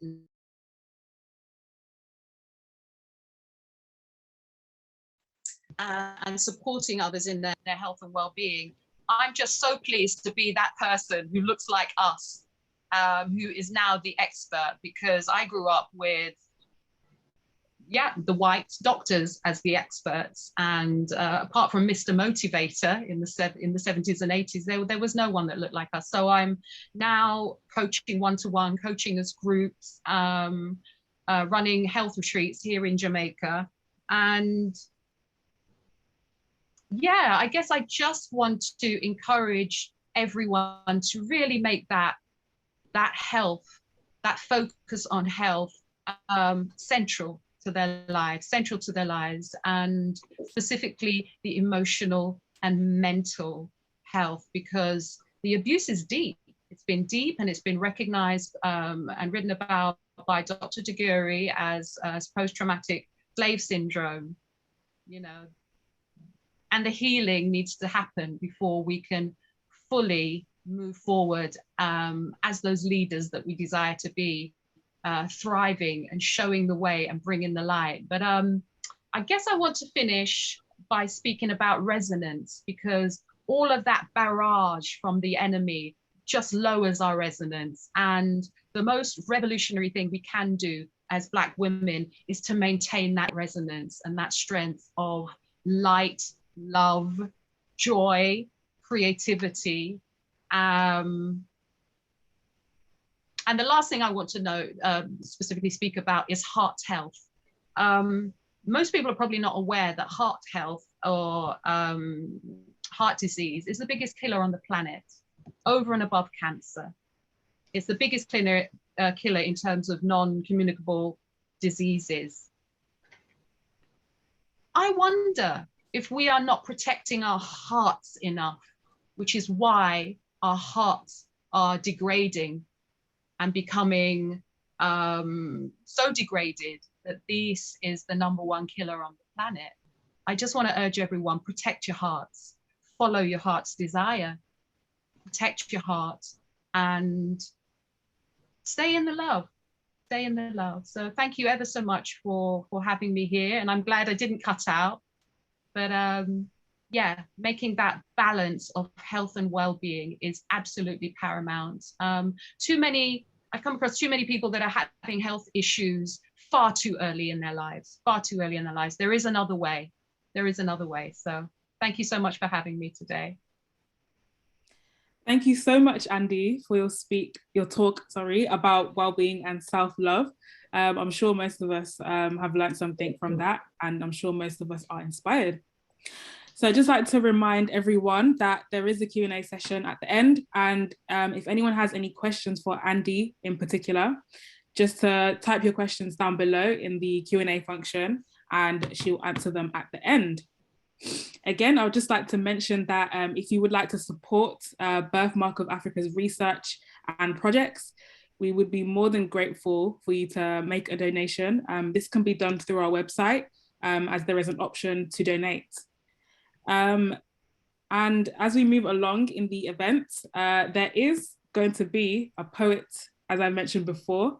I won't reveal too much at this point, but it's something that you want to stay tuned for. I'm very excited to hear the beautiful poem that will be performed. So moving on, racism and sexism are very prevalent in today's world, and especially amongst Black women. And who better to discuss this topic than Bernadette McDonald-Reguette. Bernadette was the UK's #1 Black motivational speaker for over 6 years, and she's a champion for volunteers, receiving many awards for her charitable work as a legal advisor in prisons and striving to turn around inmates' lives. Her specialist subjects are gang crime, and it reflects on her previous role in prisons and Black women today, and how they can turn around the tide on facing prejudices. So I'd just like to welcome Bernadette to speak, please. Thank you. Thanks ever so much. And thanks, everybody. I really enjoyed Lee about responsibility. When I go to prisons, I tell the lads about that, take responsibility, especially our people. Thanks to Pastor as well. I know she went off early, but I really appreciate that, because prayer is why I'm sitting here today. And Andy, we love you, because so similar to what I'm going to say in a minute. We often hear when men in the workplace say something inappropriate. Oh, he's just messing. You know what he's like. He's just one of the lads. And this is for UK. We would understand what that was for those of us in the UK. When a woman makes a mistake, for goodness sake, what are you thinking? Had a domestic, have you? Children keep you up last night? That time of the month, is it? You all wanted equality. These are things we hear all the time in the United Kingdom. Now, throw a little mix with the colour in it. For goodness sake, give them a job. Now look, here we go. She'll be using the race card in a minute. I'm afraid this is what we hear every day. We Blacks are just not given a second chance. Ask Lewis Hamilton, ask Tiger Woods, and all those in high society. When you're up on that top seat being a Black person, we all know what it's like. There are no such things as having a second chance. We don't get that. Bad news. The sacrifices that we all make getting to the top, it's beyond a joke. We are not allowed to fail, especially being a Black woman. Under no circumstance, we just don't get second chances. What on earth does that mean, a second chance? Unheard of. I remember when I started as a magistrate in Dorset, going up, walking to the judge to get my little certificate and swearing in. There were 3 older white ladies, old magistrates, as fits the bill quite often. And the remark that they made, I actually remember writing it down, so I wrote it in the book today. Let's see how long she lasts. And it was the manner in which they said it. And I thought, at the time, I was just thinking, blimey, you know, oh, it was horrible. And you remember things like that. And it was the two of them that haunted me literally for 8.5 years. And even today, I see solicitors and they say, Bernie, how did you survive that long? Oh my God. And so I go back to the pastor, God. What I did is learn from it. I made sure I was really good. I became the chair of the bench, and I also specialize in family law. So that is how you get around things as a woman, especially a woman of color. You've got to turn that negativity around. And yeah, you can hear them in your ears waiting for you to slip over. It's, you know, it's normal. But in 10 minutes, I can't even fit half of it in. I'll write it in my book. But what's my timing, Naya? What timing? Sorry. What's my timing? How many minutes? Well, you just keep going, Bernadette. You keep going. We'll let you know. Oh, good. I was quite pleased about that. Well, it's really difficult. Many, as Dawn quite rightly said, I mean, we're both from South London, as you can hear. Although I'm from Dulwich, Dawn, sorry. We're all from South London, but it's true. Catholic upbringing, in Rome, you did what the Romans did. We did what our parents told us to do. We tried to turn lives around. But I actually have to say, I only knew what racism was when I became the chair of the magistrates court. I had a good life. I can't complain. I can't lie. I had a wonderful life. Floated along beautifully, had nice sisters, nice people, did what everybody expects you to do. But until I became the chair, I realized, oh my God, I must be black. The daggers are about exactly what and Andy said. Oh my God, it was just incredible. I thought, what's going on here? And then I realized what it was. It was racism at its worst. They tried everything, every trick in the book. You just could not make it up. And so I made sure that no one ever does that to a human being again. So I'm a Mackenzie friend. I help, I volunteer, look after our people anyhow I can. I advise them, I support them. I go into prisons everywhere I know they can't go, because guess what? Unless you've coloured your face brown, the lads ain't speaking to you. So finally I found a stage. I thought, I'm not going to get any harassment here. And that is what I do today. 15 years later, I'm so happy I haven't looked back, because I realise it's so true.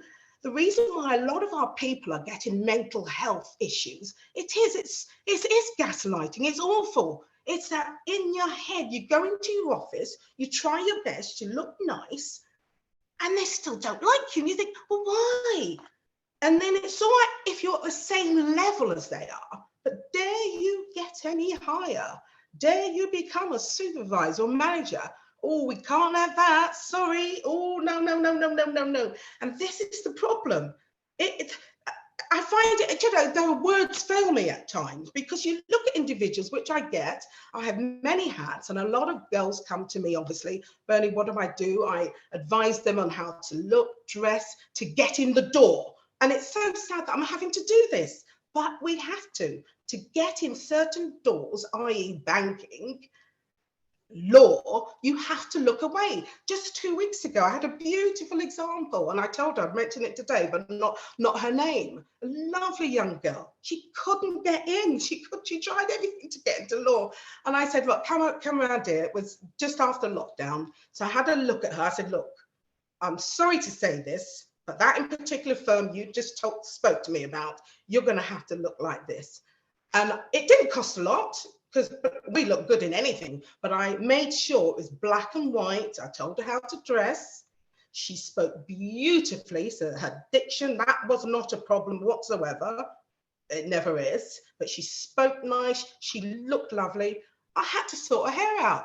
And I am proud tonight to say she got a job. Now, isn't that sad that I had to go take her to the hairdresser and sort her hair out, because that was not the look. And she's got the job, and it's all documented. So it's just so sad that in 2022 I'm having to advise and support young Black girls how to look to get a job. And there's nothing that they have done, nothing about how they look. Their qualifications are ace. But it's certain jobs you will not get, even if you do look wonderful. There's still a problem, but at least you can get in the door. And that's what I'm about, getting people in the door to those levels. Because certain banks, unless you've gone to certain schools, you are not getting anywhere. It doesn't matter what you do, you can't even sleep with anybody. You ain't getting in. So it is really a case of supporting one another. As I've heard previous speakers say, we have to stick together, find a way, because guess what? You don't need to look at the TV. We are on our own. And the sooner we wake up and support one another, the better. 10 minutes. Can't wait for part 2. Thank you so much, Bernadette. That was so interesting. And as a Black woman myself trying to pursue a career in law, I can 100% relate to everything that you're saying. And I'm sure that many of us can relate to what you have said as well. So if anyone has any questions for Bernadette, please put it in the Q&A function down below, and we'll get to answering those at the end. And also just a reminder, if you want to engage with the progression of our projects, subscribe to our website and join our Birthmark of Africa mailing list. And this can be done through the website as mentioned throughout. So last but certainly not least, we have our final speaker. Her name is PRISCELLIA Robinson, and she'll be touching on social mobility and integrational mobility. And just a bit about PRISCELLIA, she is not only a qualified barrister of England and Wales, but also the president and director of Birthmark of Africa. She is the head researcher in the disciplines of law, criminology, and sociology. And her specialist areas of research include human rights, race disparities, and the Windrush generation, and also the ongoing legacy of the transatlantic slave trade. She has also been bestowed with the title and position as United Nations Fellow by the Office of the United Nations High Commissioner of Human Rights under the International Decade for People of African Descent Fellowship Programme. So I'd just like to welcome PRISCELLIA to speak. Hi, can you hear me very well? Yes, we can hear you. Great. So firstly, I would like to thank you, Naya, for helping to put this event together. You've hosted it so wonderfully, and I'm extremely proud of you in your journey in wanting to become a barrister. I know that you look up to me very much, but I am also very much inspired by you. I'd like to also thank our second vice president who you heard tonight, which is Anthony Brown, who has, alongside myself and our first president, Ali Tukalet, extended this kind invitation to our guest speakers. I'd like to thank our guest speakers who have presented so diligently. You've answered our call. You are true experts in your field. And I'd just like to say to everyone who's watching, these particular guest speakers, they are so humble. They're highly educated, but they're so humble. And I know many of them very well. They've mentored me. They are very lovely. And I'm sure if you reach out and want to be mentored by any of them, they will answer your call too. I also want to thank our poet who is yet to perform. He might be seen as a poet to you, but he's highly educated. He has a lot to say on this topic, and there's more I actually do have to say. With his MBA and much more, Livian Rock is in fact my father. He is the one who inspired me to be the barrister that I am today, also in terms of Birthmark of Africa as well. So we're really looking forward to your performance. I know that you didn't want me to oust you. You came under the remit of being humble and not anyone seeing you, but I couldn't go ahead with, especially hearing Anthony Brown talk about his family, not mention you as my father, who was there for me all the way through. Anyway, lastly, I would like to thank you all for watching, for being a part of our journey. You do need to know that Birthmark of Africa, it actually belongs to you. The work that we are doing belongs to you. And when we are no longer here, it will belong to your children and their children to come. So in terms of my presentation, I am going to be seen as the reality speaker. I'm the person of truth, rights, and justice. Reggae music is my thing. And as you heard, the ongoing legacy of the transatlantic slave trade. Before I continue with my presentation, I would like to thank someone who is actually watching, which is Professor Kwame Okufu of the University of West London. He is a huge mentor to me. He's been there for me and he is watching tonight. So I hope I do you very, very proud. And all of the speakers who have supported me as well. So my presentation this evening is upon social mobility and intergenerational mobility. And for many of you, you're probably wondering, what on earth do these terms actually mean? I mean, how do they correlate with biases, much less women? But both these terms are probably some of the most important terms you will ever need to know and understand, especially in the world in which we live today. So let's take this slow for many of you that don't know these terminologies. Social mobility in general is how a person moves up and down the social ladder in their lifetime. So the change in one's social position from working, let's say, as a shopkeeper and later becoming a bank manager. So naturally, intergenerational mobility is the movement in social position across generations. Social mobility, we are heard by politicians, if you're interested in politics, to be the cornerstone of our fair society. We are told that a just society is where people can truly make their dreams a reality because success belongs to those who are dedicated, are hardworking, are talented, are brilliant. But what if your life chances are really based upon a postcode lottery, or believe it or not, a birth lottery? What if where you were born on the social ladder can have a far-reaching consequence as to where you and your children can end up? Because Britain's most influential people are 5 times more likely to have attended private school. And for those who are middle class, the risk of slipping down the social ladder is so easy that in order to survive, just working hard may not be enough. In an attempt to solve this, I'm sure many of you are aware, have seen these on your WhatsApp, the UK often, in particularly to enhance diversity, launch initiatives.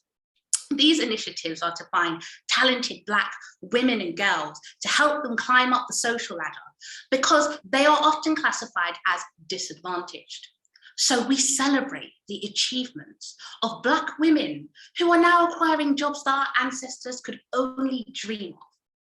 But what exactly is this achieving overall for the Black British population? Let's look deeper into this. There are a few ways to measure social mobility. There's quantitative, which is using the measurements of economic mobility, such as comparing your income to your parents' income at the same age, or qualitative, which is measuring your occupation status. So if your father works as a postman, what's the likelihood of you doing so or working in a similar industry? Well, according to government statistics in the UK, Black Caribbean and Black African ethnic groups who were from professional managerial families classified as a high social economic class were less likely to stay in the same social economic class as their parents. This means horizontal social mobility doesn't apply here. That is where you work in a different occupation to your parents, but remain in a similar social position. These results show that Black ethnic groups are in a worse social position than their parents were. Now, some scholars will say education and diversity initiatives can resolve this, but does that work for every ethnographic group? The truth is, such initiatives do not resolve what we call a relative mobility, which is where you move up or down the social ladder in comparison to the rest of society. For instance, a Black female doctor who is paid very well in comparison to her Black friends may find she's not paid so well in comparison to her white doctor who is of a similar standing, or may even find a white junior doctor is actually paid better than her. Statistics have found that the UK's second generation of Black Caribbean women, alongside Indian and Black Bangladeshi, from manual class origins, are over 20% points likely to attain secondary education. So they're more likely to get a degree, such as go to university, than their white British peers. However, there's still employment disadvantages. For women, this still persists. On top of this, absolute mobility, this is where you move up and down in absolute terms, could find you in a worse position than before. Because although you've moved up in social class, you may have much more outgoings to maintain this position with a lack of generational wealth to achieve it. It must be confessed, however, there is some momentum in second generation Black Africans who continue to have one of the highest salary rates, and this is something to celebrate. But according to the Social Mobility Commission report on Ethnicity, Gender and Social Mobility 2016, the return on education in the form of earnings are relatively low for all ethnic minority groups, but especially Muslim Black African women. According to Professor Yojung Lee, who is a leading scholar on this area, Black Caribbean men and women and Pakistani and Bangladeshi women are less likely than whites to have a sexual parent, so a parent with a high salary and a degree level education. I think we're ignoring the real elephant in the room, which is inequality. Instead, we're focusing on the very thing that's holding us back, which is increasing mobility. In turn, this denies universal rights of Black women and girls, because if they cannot all get the same opportunity, and also have an equal level playing field together, then we are enforcing a meritocracy ideology that justifies the advantages of the rich, legitimizes the disdain for the poor, the ethnic minority, and the so-called disadvantaged. This unfair game upholds the fixed ideas of a particular type of talent and value, which closes the door on those who are not chosen from that so-called disadvantaged bunch. Because social mobility can vary due to race, gender, class, and women born at the bottom of the class ladder are more likely to remain there than men. Your place on the social class ladder is really based upon your parents' economics and social status. The origin of this monster that affects Black women and Black people overall is really a legacy of slavery and colonialism. African chattel slavery has determined the impact upon social mobility, which was never restored upon the abolition of slavery. Social, sexual exploitation, labor extraction, the control of the Black woman, it penetrated the vital structure of the Black family and its economics. The very essence of the hereditary nature of slavery appropriated the Black woman's body, her reproduction system, where no morality nor dignity was attached to the building of the British Empire and its economics. Slavery economics was the very essence of the Black woman's existence, and it determined what and where she went. She did the labor the same as the man, with the added burden of reproduction at will.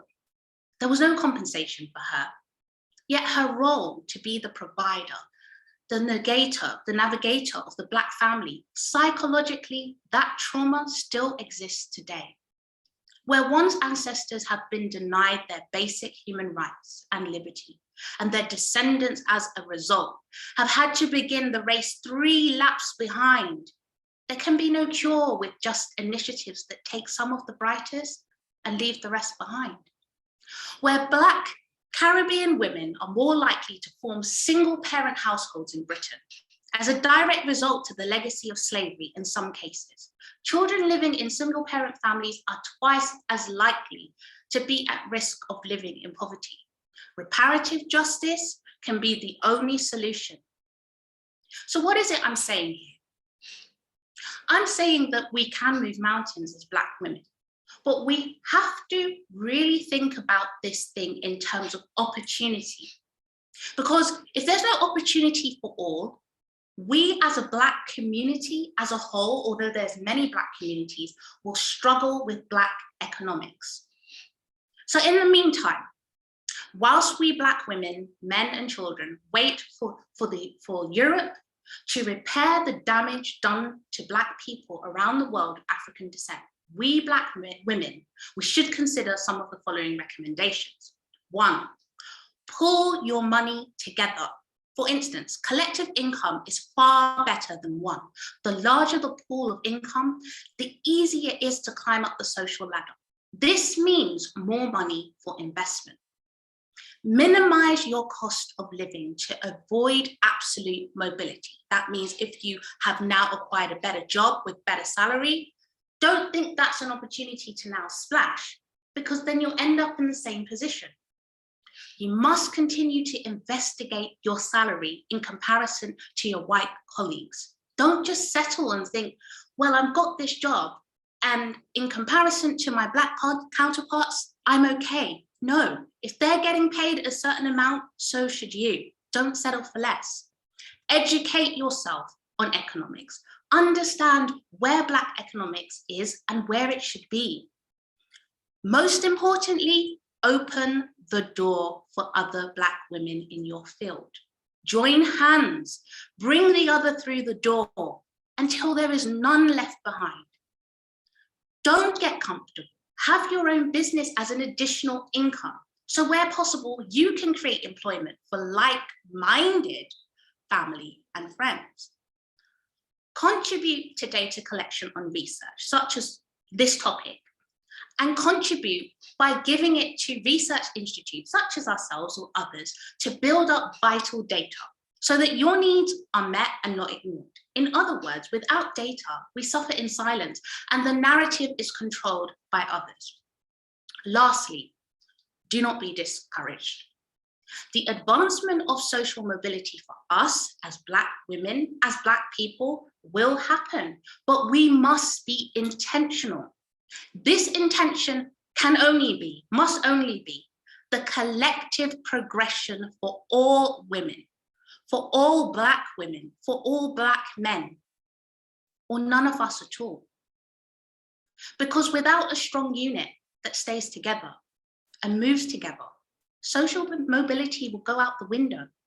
But with the right collections of minds, resources, and finance, we are mighty. Thank you for listening. Thank you so much, PRISCELLIA, on your talk about social mobility. You explained it very well. I personally have learned a lot from that. And I also enjoyed the fact that you mentioned practical steps on how to overcome these entrenched biases. Just like to remind everybody about the Q&A session that will be happening shortly. If anyone has any questions in particular for PRISCELLIA, please put them in the Q&A section below and they will be answered. But moving on, personally, I'm excited for this next part of the event. We have a poet who is called Livian Rock. Livian Rock, he is many things. He is a British-born African-Caribbean poet. He's a singer at HIM Records UK. He's also a dub poet, a musician, a producer, and a songwriter.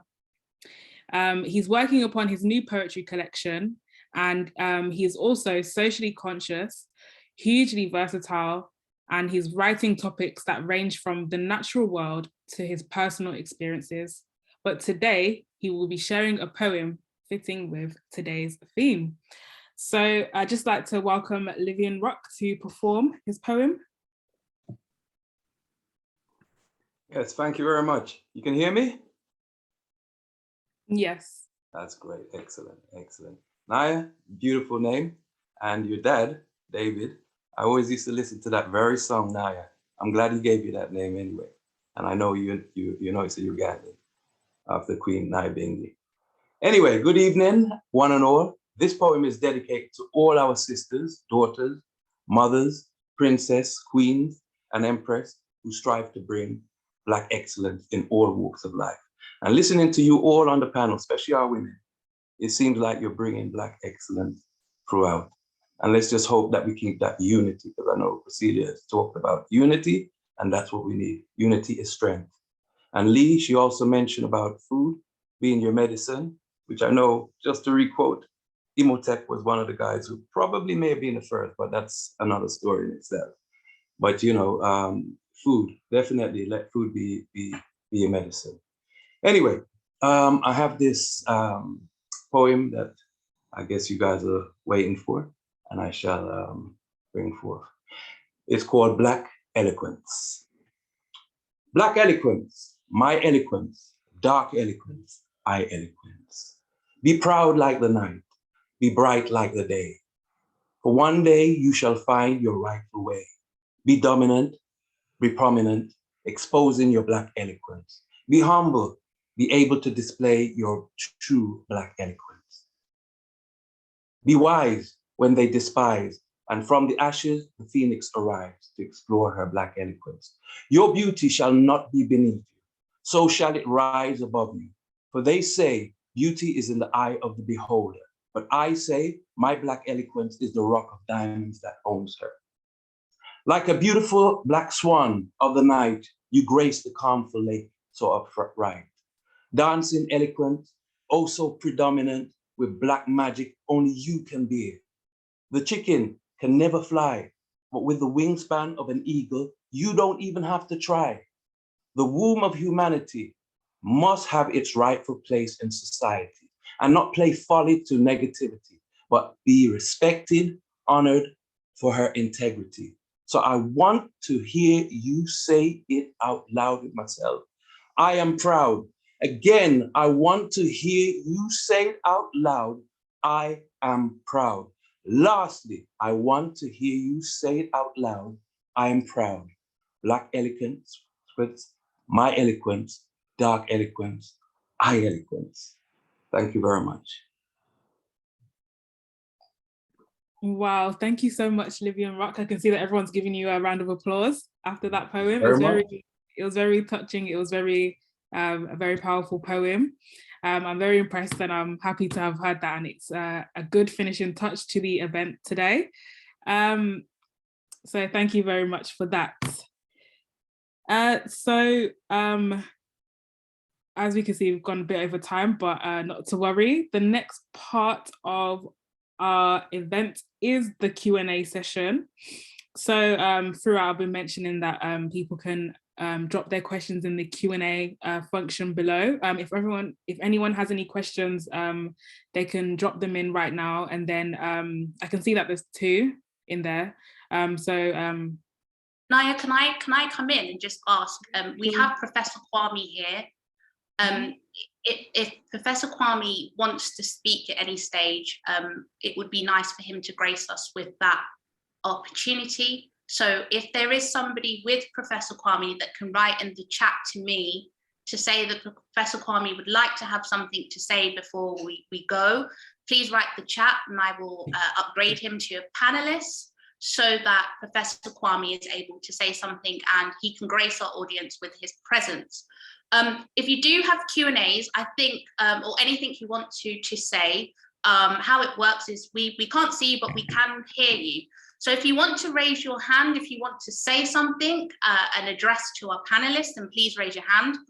We weren't going to do this. We're actually going to just allow you to write in the comments. But if you actually want to say something, I think because we've kind of gone over time, you've stayed with us, but you might have something really important you want to say, then please raise your hands now and ask our panelists any questions, or you can also make comment or add to what it is that has been said. But particularly we would want to hear comments. And as we've said, we're so pleased that you're here with us because this is just part 1. And we know that you're going to want our panelists to come back again. So we'll be inviting them to deal with things one-on-one. So from Kate up to myself, we'll be taking each of these themes in turn and having one session on these. And I know Bernadette, you look like you're going to do that because I've seen a lot of women saying that they want to be mentored by you. Kate, a lot of women who also, identify as a learning difficulty, which is myself, hence why this is very important to me. Lee, Auntie Lee, I should say, you've been there for me through my journey of qualifying as a solicitor and a barrister, so you know all about me. But the food, Lee makes beautiful cakes. I need to say this. I remember back in the day, I think I hadn't qualified quite yet, so I was probably about 21, 22. And I used to go to Lee's house and she used to make these beautiful cakes and get me to eat them. And I'd eat them. I think this is actually amazing. What is in it?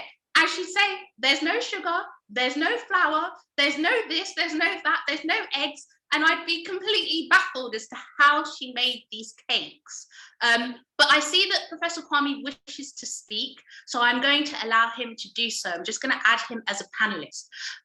But I just also want to thank Amok, who's been silently sitting there, who's our first vice president. Amok actually is the head of our climate change. And that's another thing we do actually need to understand, how climate change, in fact, can affect people of African descent. I think we don't really understand that in terms of that. And I would probably like to, at some stage, get Amok to talk about that, because it's so important as to how people of African descent are, me and Amok did a lot of work at the United Nations together. That's how we met. He's quite senior in regards to me. He's still there. In fact, I think he did a speech today at the Palais. I always get it wrong in terms of the French. I should really know this because I'm part Dominican. So Creole, I should really know French, but I'm not very advanced with French, but he'll, if he wants to come in, he can. But if there's any of you that also want to get involved in Birthmark of Africa, and I know Nia was going to say this, but I'm just hijacking this, Nia, you can. We've got the opportunities to get people involved in our research. But if you think research is not your thing and you want to get involved in events, you can go onto our volunteer page, which I will actually put a link for. And you can also volunteer in terms of social media or any other ideas that you have. But we have a survey at the moment, which is the ongoing legacy of the transatlantic slave trade and reparative justice. So I see that Professor Kwame is now he is now actually, in fact, part here. So if the person is with you, if you can start Professor Kwame's video and unmute Professor Kwame, that would be nice, so that we can allow Professor Kwame to speak. Professor Kwame, thank you so much for gracing us with your presence.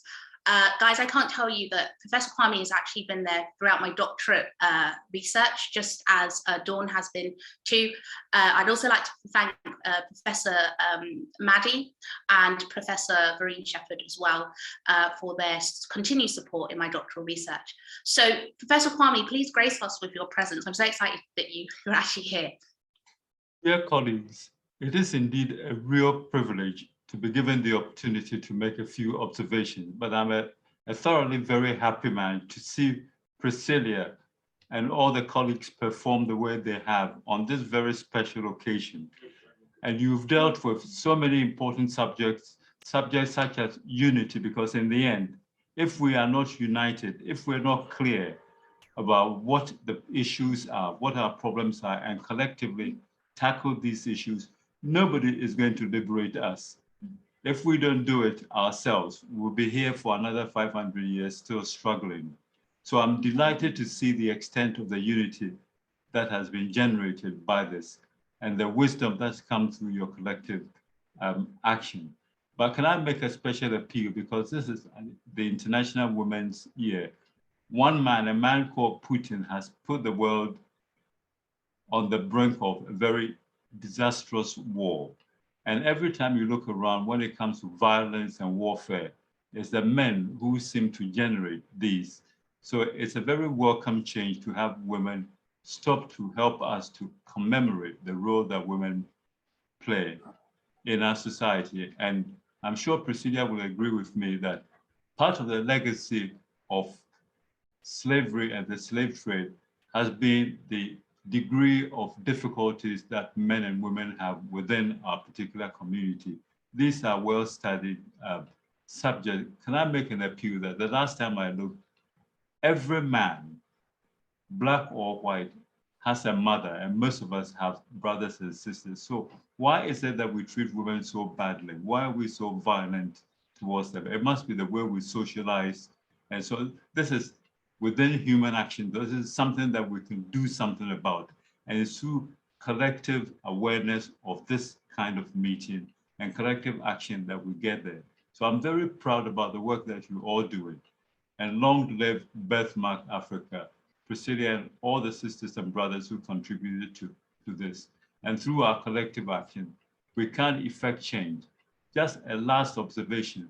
I don't know how many of you are aware of the fact that it was announced today that for the first time, the American legislature has accepted that lynching was a bad idea, lynching of Black people. I mean, can you believe this? I mean, it just shows that if you look into the system to correct the problems that they've created for us, we'll be waiting forever. So it's only through collective pressure, collective action, and demands, because human rights are not optional. They are fundamental and they're compulsory, they're mandatory. We're all entitled to them. So can I thank you all very much again? And I'll be here with my colleagues to support everything that you do all the way through. So thank you again very much, PRISCELLIA. Well done. All the very best. And happy International Women's Year to all of you. Thank you. Wow, thank you so much, Professor Kwame, for that. I can't tell you, that was not planned at all. In fact, I have a lot of work that I have to do for university, so I was trying to hide that I was actually doing this event. Dawn's laughing because she actually knows exactly what I'm talking about. Welcome, Marlisha, also part of the University of West London team. But Professor Kwame, he's so humble. As he sits there, you would think, oh, but trust me, he's somebody that has a wealth of knowledge, very observational. He knows things before you actually say it. So he's one of those real professors that just know. So follow his work. I'm so pleased to have this event with you all tonight. So without talking, as I love to, my dad will tell you I can talk for England. You can chat for England, that's what he'll say. I will allow Naya to finish this off with the Q&A session, because if any of you do want to contribute and say something or put something in the chat, please do so. I'll pass it on to you, Naya. Thank you, PRISCELLIA. As PRISCELLIA just said, we are moving on to the Q&A session. So as I can see in the Q&A function, there is a few questions. And the first question is for Dr. Dawn de COTEAU, if she's ready to answer. It says, I remember the treatment of Alexander Wilson, a barrister. The discrimination and racial bias she endured on entering court was painful. My question is, when will we as Black women be equal in the legal system? Well, you see, that's a difficult question. That's a question, a genuine and a concerning question. And as I think, and I must say Professor Kwame kind of ended with, you see, in order to enact change, we have to stick together, yes? And we have to keep making noises. Now, I'm somebody from I know my little self, right? I'm always making noises and always standing up for the person who don't have that voice.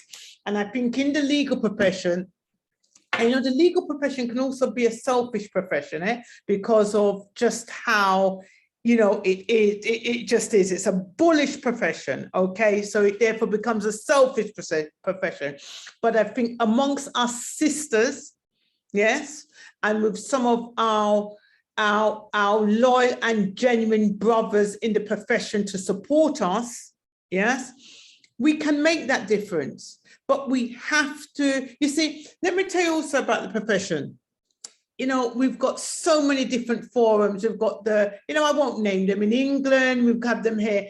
And what happens, and especially I must say, you know, throughout this COVIDious period, we've had conferences via Zoom and I'm zoomed out, okay?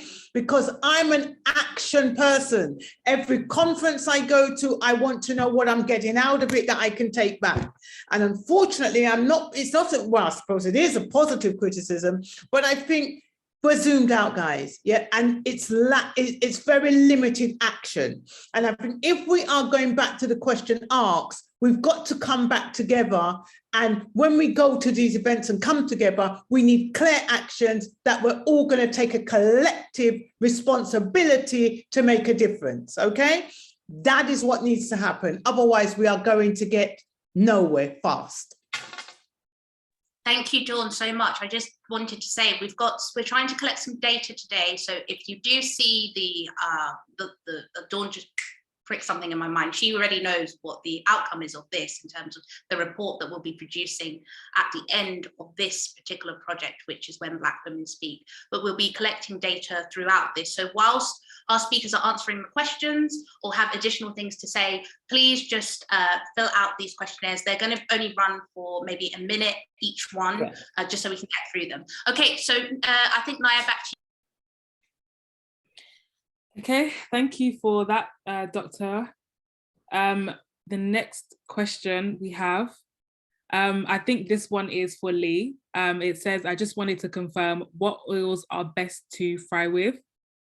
If Lee is ready to answer the question. Hi, darling. Yeah, the best oils to fry with are the ones that actually have a high smoke point. So oils like avocado oil is very good. Avocado, almond oil is also very good. And if you're not frying at too high a temperature, always go for coconut. Can I just say, I have been looking at the comments, and there was some comments about the cost of these oils and whether or not people who are on lower incomes or are being challenged at the moment, whether or not it's affordable. Yes, a good oil is more expensive, but I've actually found that on the long run, it's actually more economical because you use less of the oil. And so if you I can buy a large packet, a large bottle of a good quality coconut oil, and it will last me 2 months.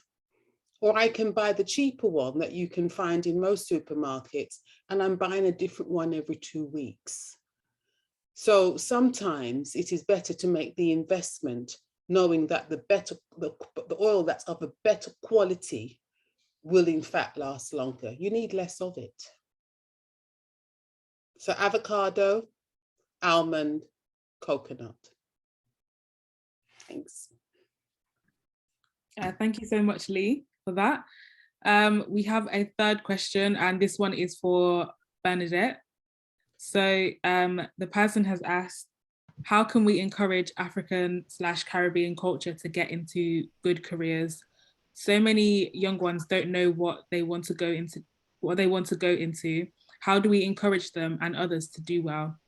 Career advice is not widely pushed, and I believe youngsters and others need to be aware about what they can do using the talents within them that has not been realized. This area... Yeah, sorry. This area may be able to assist with social mobility in our culture. We need to get into schools. It's the old, if you look at the young lady who started, apologies for your name, the first lady who started. If you look at her statistic, that summed it up. Exclusion is oh my God, don't get me started on exclusions. This is the key. We need to get into schools, but there is no longer anywhere we can get into schools. Once we get into schools like we used to and have careers, for instance, next week I'm going to 2 career fairs. So I deliberately put my little black face out there that people can say, hey, look at me. And I deliberately go to these places. I literally, if you say to me, I can't go somewhere, I'm going to go, because it's really important for any child of color to see somebody that looks like them on these career days. And it's not just the usual army and those kind of, no. I'm talking about, I'm obsessed with getting our people into banks. It's not so much work anymore in the legal section because of COVID, and as we know, the lockdown, there's not much, every solicitors are fighting amongst themselves now, but still, I still would try and get them into these 2 areas. Anything to do with where we're in trouble, we need to be. You know, you go into prisons and it's the same. You ask the lads, if you had your time again, what would you do? And 98%, we've got the statistics out last Friday, 98% of the Black young men in prisons today say exclusion is how they got it. Just imagine. So we need to get into schools. That's how we start to talk to pupils. Oh, you can do this. There's a lady I've just seen on your panel here, actually. It's Sonia Carr. Her and I, she lives way far away from me, but I recognized her face, her name rather, on your panel here, because she and I are on the Crown Prosecution Service panel. And that is where we get into. We're terrible. The two of us are like the terrible twins. I live nowhere near her, but every time I see her, she's got the same mind as me, and we break into schools. We say to CPS, can we go with you so that people can see that they, guess what, are the brown skins? I know it's just, I just get so annoyed and frustrated saying this, but Sonia Carr, she's on this, she can confirm what I'm saying. Her and I, we like march in these rural areas. She's in Wiltshire, I think, and I'm in Dorset. And we're on our own with our little flag, and we go into schools and say, this is what you can do. You don't have to just be a dancer, a sports, whatever. We can do other things. And as I say, my pet hate at the moment, I'm getting girls into banks. I'll do anything. I've got 3-0 up and I'm getting girls into banks. And so, as I say, it's your parents. Ask your parents how we support each other. Our local hairdressers is a beautiful example. We actually give girls free advice. We do girls up at 16 to 18. We'll do their little makeup for them. We do their little hair. You know, we'll do anything. We'll do anything to get the girls in so they get past the door for interviews. And I'm often around the country anyway. I don't just live in the rural. I'm in London a lot. Our office used to be in Brixton. So I'm anywhere. Anyone who wants me, they know where to find me. I'm in Manchester next Friday. So I get around. I'm determined to help them. And that's the only way we can do it within the community. It's the only way we can do it. You know, people speak to each other in the community, church, hairdressers, schools. That is how we do it. It's the only way. And as the gentleman said, we got to stick together. If we don't start pulling our resources together and helping one another, we're going back 500 years, forget it. So that's the only answer I can give you. I'm here, you know, we can help and support you, but we can't do everything. You know, there's a limit. And that's another thing. Nobody funds us, so we're always on our own. And that's, you know, that's another joke. The amount of people, you know, that I'm asking for money, it's ridiculous. Nobody funds us because we're not important. So we have to do things on our own. Thank you very much, Benedict, for that. Anthony Brown, I know your camera's off, but if you can turn it on, because Anthony, he was affected by the Windrush scandal. He turned everything around where now, I mean, he's actually taking the Home Office to court, a big judicial review. It's a huge thing. And if this particular case actually is one revolutionized. We're currently working on the Windrush Act, which incorporates one of my important subjects, which is reparative justice, which for many of you probably might not know. If you do know what reparative justice is, please put in the chat that you do, but I'll explain it anyways, because I think it's important that we know. In America, they call it reparatory justice, but I've coined the term in the UK, reparative justice. I always have to do things differently. So what it is reparations. Most of you would have heard of this. People asking for reparations for what happened to our ancestors during the transatlantic slave trade. This is monetary. So this is where we will quantify the length of time that our ancestors worked with interest and other things that they had lost. A lot of you might have heard of 40 acres and a mule. That was the American original way of trying to compensate people who were enslaved. Obviously, they never got it. So people are, as of normally you hear the month of Mosiah, which is the 1st of April, 1st of August, should I say, every year, there is a march for reparations. Reparative justice is slightly different. And this is why it's important that everybody gets an opportunity to actually take the survey, which is on the legacy of the transatlantic slave trade, because reparative justice is non-monetary. Reparative justice does incorporate some monetary elements, but think about it from an international point of law. If two countries have clashed together, let's say Rwanda and Congo, and there's a genocide, the international human rights courts will say that country needs to be put in the same position that it was put in before the atrocity took place. Now, that's not always possible. There's no way that Europe or Arab countries who participated in the sub-Saharan slave trade, because we also forget about that sometimes, their part in that, which is very important and equally important. There's no way they could put us 100% back in the position that our ancestors were in. For instance, we don't know exactly where our ancestors were individually. They could have been kings, queens. We have no idea. They could have had multiple wealth. Just imagine what's happening in Ukraine now, and everyone scatters and people capture their land. There's no way of telling what they had. But what we do say is that we're in this position because of that setback, and we need to be put in a position where we are on an equal level playing field. So reparative justice does just that. Let's start with identity. For instance, my family are from Jamaica and Dominica. I know that we have Nigerian in us because my uncle did a test, and also Ghanaian. I haven't done the test on my own to know exactly all of the countries, but I know there's a Biafra link in Nigeria and there's a Ghanaian link because of that.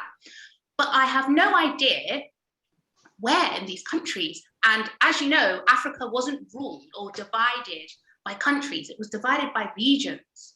And where you have, let's say, Hausa tribes in Nigeria, you might have Hausa tribes in Ghana and other places as well, and Fulani and et cetera, et cetera. So one of the things of reparative justice is to allow someone like me or you to be able to travel to Africa and the Caribbean or wherever our families are from, free of charge. Why not? You're the one that removed us from our homeland. We should be able to travel there and connect for free.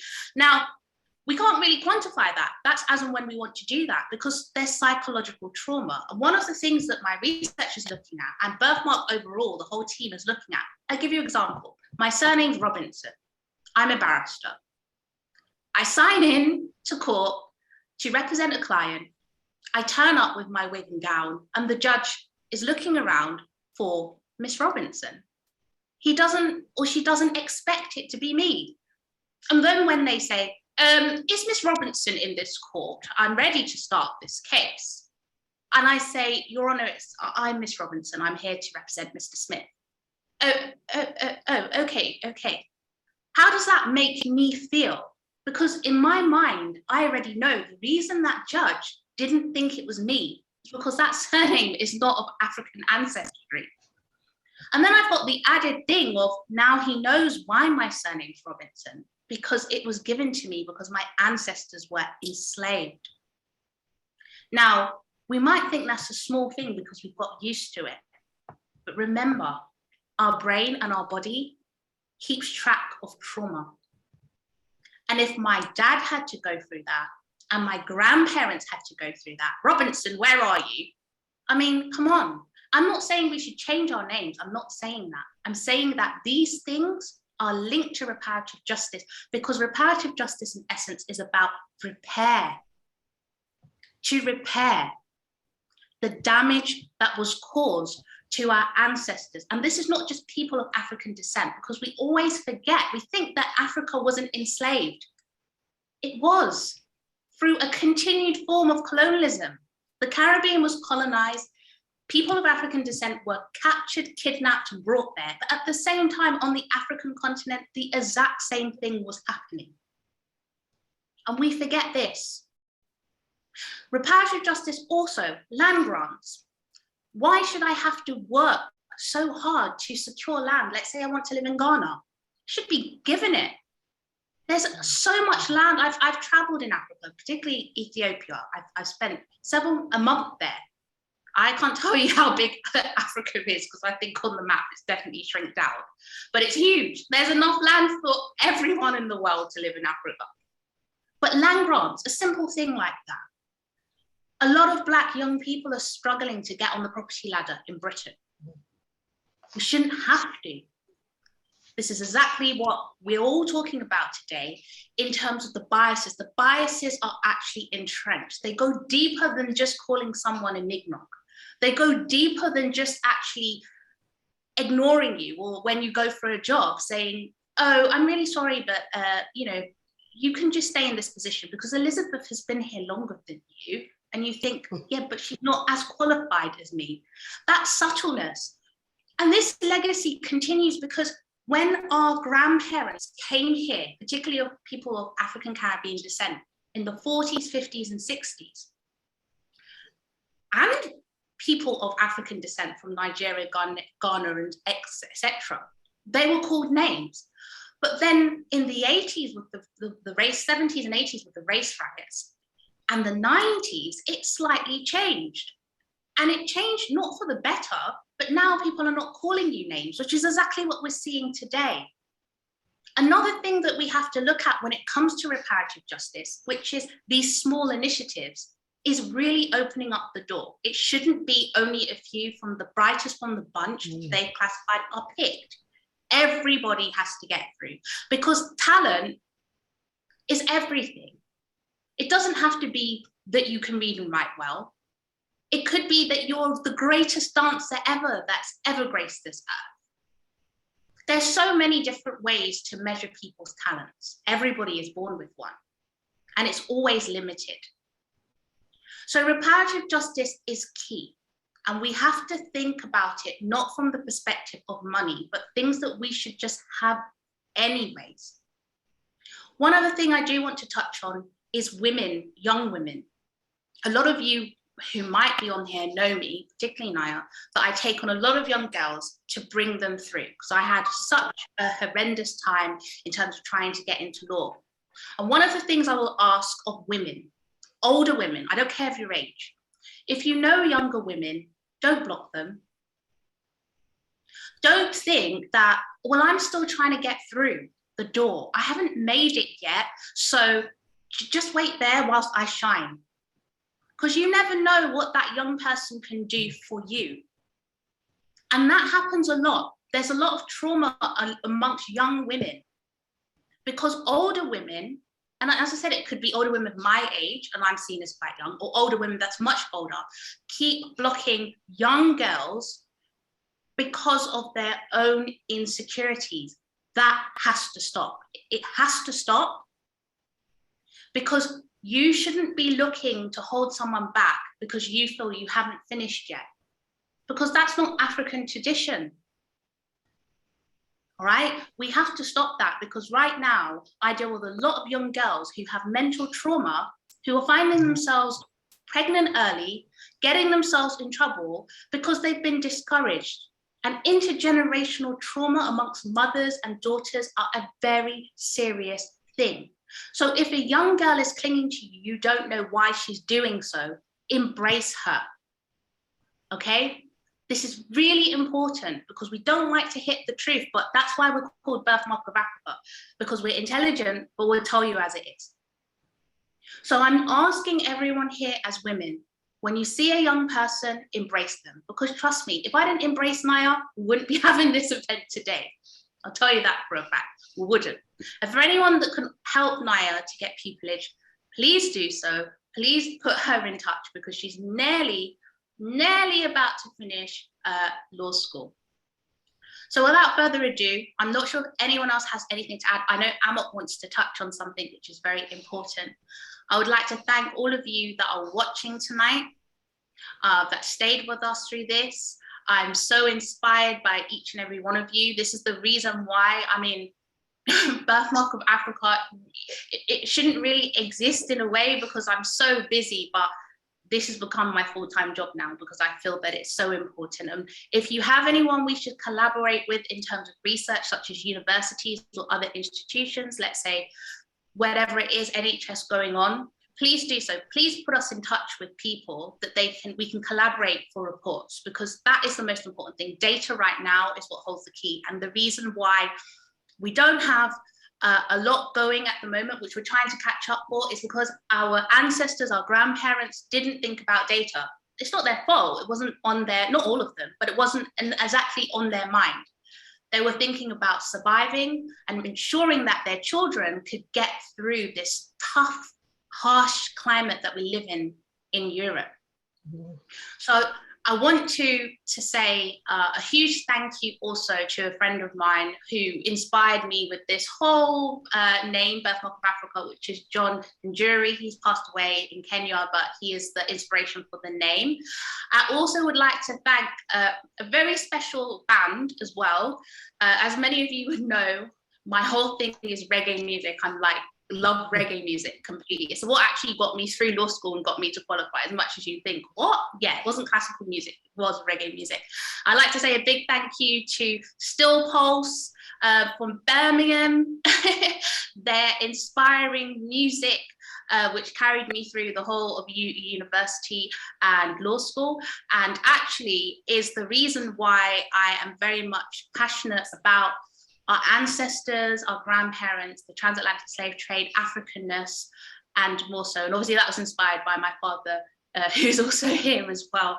So thank you. So without much ado, Amok, our first vice president, who is really hitting some waves in the UN, I'm telling you, like we've got some really big projects happening and he's key. Amok, please grace us with your wonderful speech. I'm sure you're going to talk about climate change. Take it slow, because when you get into climate change, might be a bit lost. So take it slow on that front. Thank you, Priscilla.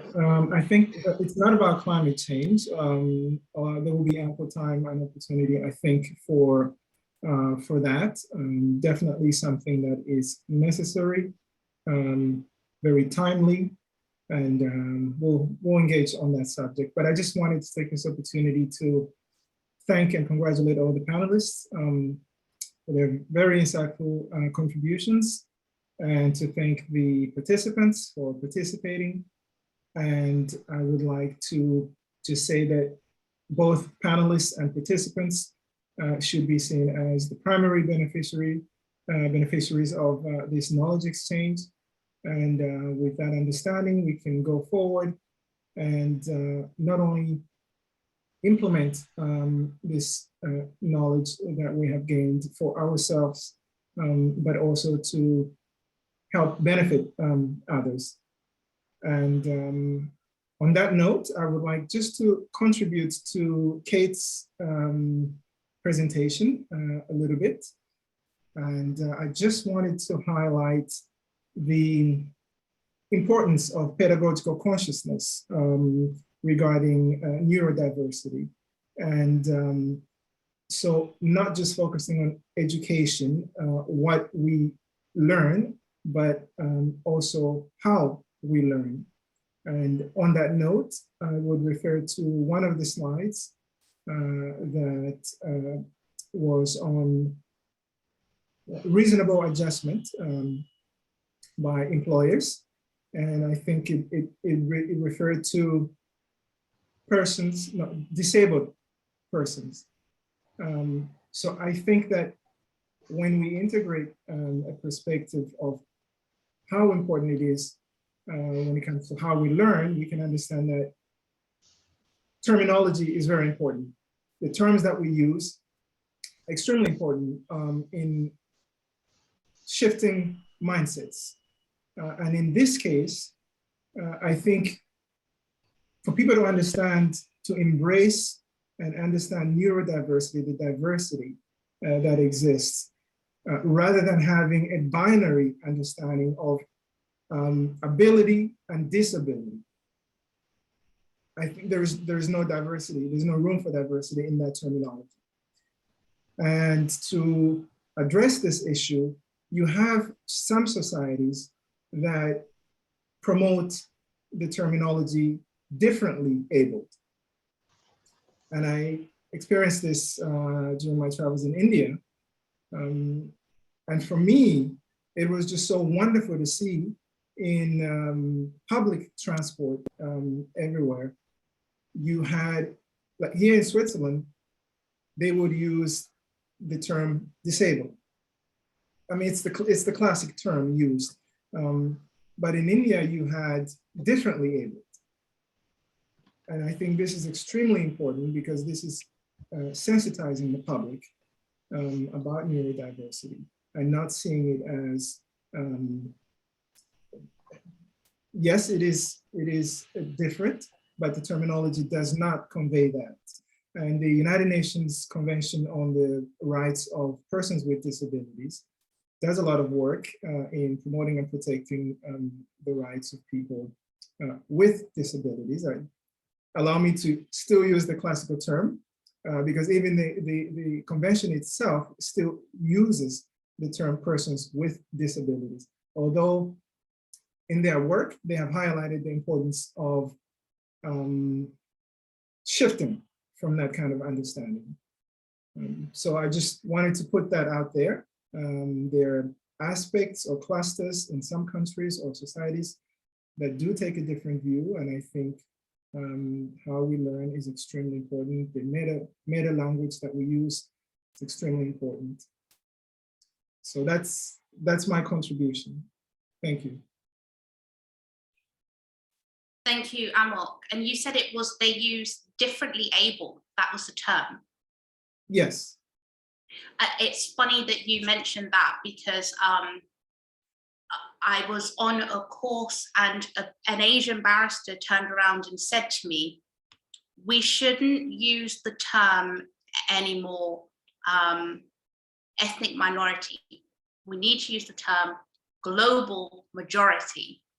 And when she said it, it took me back for a moment. I thought, actually, of course, that's the word we should use. Of course, we are the global majority.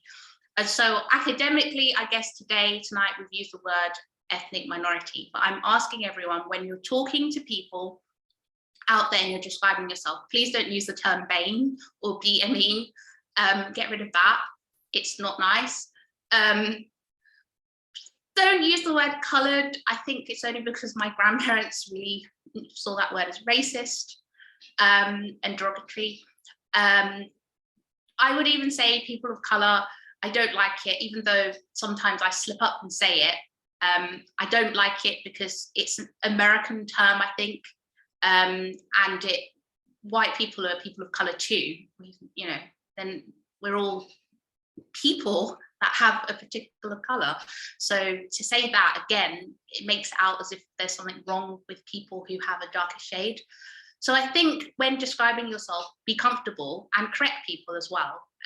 Don't feel afraid to say nicely, oh, I don't really like that term.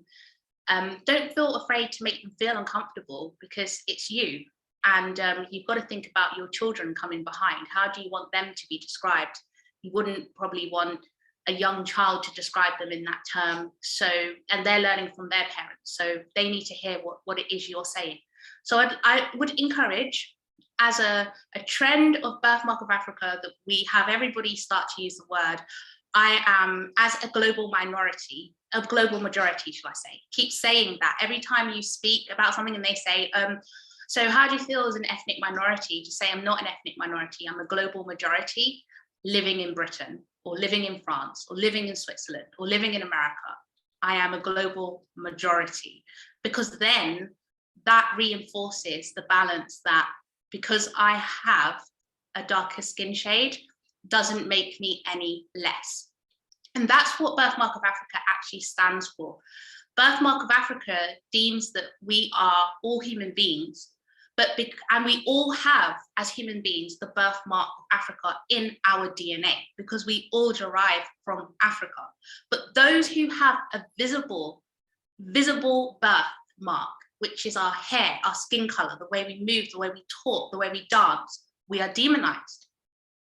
And that's what Birthmark Africa is talking about, that we need to be able to put that down and let people know I don't come with someone who you put me as I'm a disadvantage. I'm not a disadvantage, because if we allow that term to continue, those terms to continue to putting us in BAME, people who are disabled, people who identify as this or identify as that, but everybody else, it doesn't come into that, then we're allowing and perpetuating this continued theme of disadvantage. I'm not disadvantaged. I've been put in a position because of what you've done to my ancestors, and unfortunately, because of that, I'm trying to accumulate generational wealth, which needs to be fixed, because if this was another culture or race, we wouldn't be having this conversation, because we've seen historically, legally in law and politically, those have been resolved without having to bring all of those reparation cases up, which you can find online. And so I also want people to stop saying things like, you know, slaves. Our ancestors weren't slaves. They were enslaved people. This is really important. This language needs to change. And so you're probably thinking, why is she going on about this? This is what Birthmark of Africa is about. We're about educating and changing the narrative. We can't keep saying our ancestors were slaves. No, my ancestors were slaved. They weren't slaves. They shouldn't have been born slaves, because if we look at the modern day Slavery Act, everything our ancestors went through was actually criminal activity, and slavery was not legal. And the reason slavery was not legal, just very quickly, is slavery, African chattel slavery, was not practiced on the continent of Africa. Servitude was. But African chattel slavery is completely different to the type of slavery that was brought by the Europeans to Africa. We have to understand that. And a very clear example of that is people who were enslaved in Africa. That's an African enslaving another African. Before the Europeans arrived with this concept of African chattel slavery, could work their way up and buy their freedom. They could marry into the family. They could even become high ranks to become a king one day. That couldn't happen with African chattel slavery. And it was hereditary. So your womb belonged to this person who was committing the crime. That type of slavery never existed when the Europeans arrived in Africa. And I know it's hard to say because we've been taught otherwise, but it's the truth. But then survival kicked in, because if you're going to enslave my nation, again, we don't use the word tribe. Scotland is not a tribe. And there's, I think, people who are Yoruba make up 3 times the amount of the Scottish population. So if Scotland's not called a tribe, don't call people who are Yoruba or Igbo, etc., Ashanti tribes. They're nations, okay? That's a derogative term again. So we need to learn where that comes from. But if you're going to enslave my nation and kidnap them, and that other nation's coming for me, I'm not saying that they were right to do what they were doing in terms of perpetuating and helping. They should have worked together. But we do also have to understand why people on the African continent contributed to the slave trade. And then eventually, sometimes it did become commercial, and people who were horrible benefited from it and then owned enslaved people. But they only tell you about that bit. They don't tell you about the pre-existing of that. Okay, so it's really important, like the Fente tribe in Ghana, there's a book on that, and it only speaks about them benefiting and you know, economics in Ghana through slavery at the time, but they don't talk about the essence of what happened before that. So we've got to change the narrative. We've also got to talk about slavery as a kidnap. It began with boats being built, ships being built in Europe, so the first stage was there, and then the organized kidnap of people of African descent and torture, not slavery. Slavery is just the act as a broad branch. We've got to talk about what actually took place. Kidnap, torture, dehumanization. These are very important terms. And so we want to change the narrative. The same way that we're changing the narrative or trying to change the narrative in Britain, Europe, and America, all over in terms of how Black people are treated and that Black people should have a voice.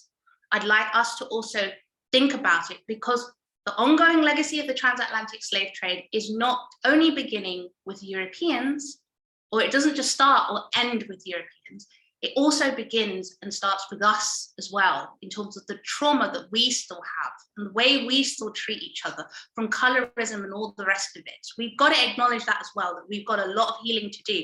And that doesn't mean that anybody's better than each other. It just means you've got to work on yourself first and then find the right like-minded people to work with. And that's probably a problem, because we find it difficult to trust each other because of this trauma that we've had, the ongoing legacy. But it's but we've got to find people that are like-minded, and they're out there. As you heard Pastor Andrea say, prayer, meditation, think, speak about them, ask, these are the people that I want to meet, and you will attract them. You'll attract the right type of people into your life that you can work with, because we do need to pull economics together. You can't do it individually, because the Black Pound is not even circling one time in the UK, even though we now have Black Pound Day by the wonderful Swiss from So Solid. It's still not, it's good, but we still need to do more. There's still more to do.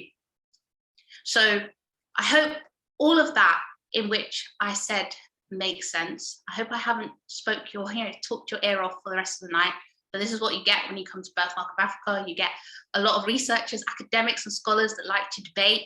I would like to find out if any of you who are panelists have anything you wish to add, if not any of our participants. And I think Dawn does. And if any of our participants want to add something, I'm sure we're quite quiet tonight. Normally we have events, our panelists are railing to want to comment. Sorry, can I just say, not meaning to interrupt, really not meaning to interrupt, but I do have another appointment, another dinner, and I'm an hour and a half late for, so I do need to, and that's why I'm putting up my hands, so I need to really ask to be respectfully excused. I just want to thank you, for such a, a great event, and congratulations on this, and you've got my full support. So please do reach out to me, and I'm going to say good evening to you all wherever you are in the world. Okay, thank you, all the best. Bye-bye. Thank you, Dawn. Thank Bye-bye. you. And I think Dawn has set a legacy for everyone as to wanting to leave. So without further ado, thank you very much. I think, but Bernadette, did you have just a something quickie? Okay. Yeah, just a quick one. You were talking about schools earlier. I've just looked up. If the children ask a request to see someone or have someone speak to them at school, under that new data, they have to do it now. Just like prison, if they request, they've got to request to see someone. So going back to schools, ask your children to request on, fair days, school days, craft day, whatever. If they request, under the new rules now, they have to do and bring someone, Black person in. So that's the great thing now with the new charter. Wow, thank you for that, Bernadette. And lastly, Bernadette sparked something that I actually was talking about the other day. Please be wary in these new diverse spaces. And this is horrible what I'm going to say, but I'm going to say it anyways, because I've experienced this in 2 settings, and I'm writing a book right now. I'm raring to actually address this in my book, but I'll say it anyways, give you a snippet. There are spaces that are being created now for people of African descent and women, but particularly people of African descent who are women. They let you in these spaces, but they don't want you to be yourself. What do I mean by that? And this sounds really horrible, but I have to say this. I don't know who this applies to. If there's a participant that needs to hear this, I will say. They let you in these spaces because you are brilliant. You fill out this beautiful application. You're like, I'm gonna get this. It's a one-in-a-lifetime opportunity for me to come in. They're looking for a Black woman or a Black person from a disadvantaged background who's made it or not made it or whatever they want to do. They let you in the space. And then you start to talk because you really feel, because maybe you hear a lot of things about, being African, you're proud, you feel like, yeah, there's change. You start to speak. And you actually make some form of fragility shake. You make that person feel uncomfortable, because really they realize there is someone in the world that could do this job that I'm doing probably 10 times better, and blimey, they're Black. And you ruffled their feather and you see it on their face and you think, how am I thought you wanted me here because you thought I was amazing, and you said that you couldn't find anyone like this. And I finally show up and I thought you'd be like, yeah, look, we're doing this. We now know there are great people out there and we're letting them through the door. They want you through the door to tick a quota. But you know what I say? Keep doing it. And when you see their face go whatever it goes, don't shut up. Don't be quiet. Let them know actually, you know what? There's people like me out there. Yeah, we're good. And we'll keep speaking. And actually, from all of this, I'm going to just mentor a couple of other women to let them know what we discussed. And they're probably actually better than me, so beware.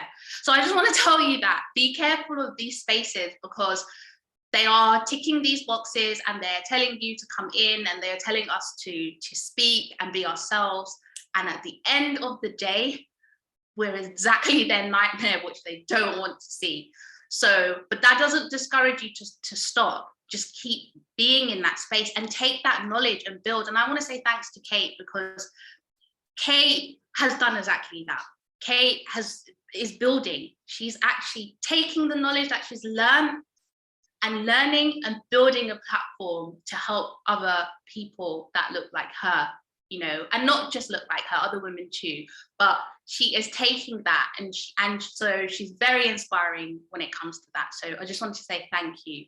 And I think to end, please stay up to date with Birthmark of Africa. You can find us on Facebook, Instagram, YouTube, Twitter. It's all the same, Birthmark of Africa. You'll recognize us by our hand, which is in red, with the African sign in the middle, which means we are in danger at times, so beware, stick together. And please, as I said, if there is any collaborations that you want to do, or you think this is exactly something I've always wanted to do, I want to get into research, events, talking, doing something, then please volunteer, because we've got, you know, we do get a lot of messages in, but you know, if you put the right vibe in the form, we will pick it up and we will contact you. So I just want to thank Naya again for the Naya Bingi love. I've got to say that because of her name. It doesn't actually mean Naya Bingi, but her dad has a really big song called Naya Love, probably giving away a little bit too much about Naya. But yeah, so she really is that.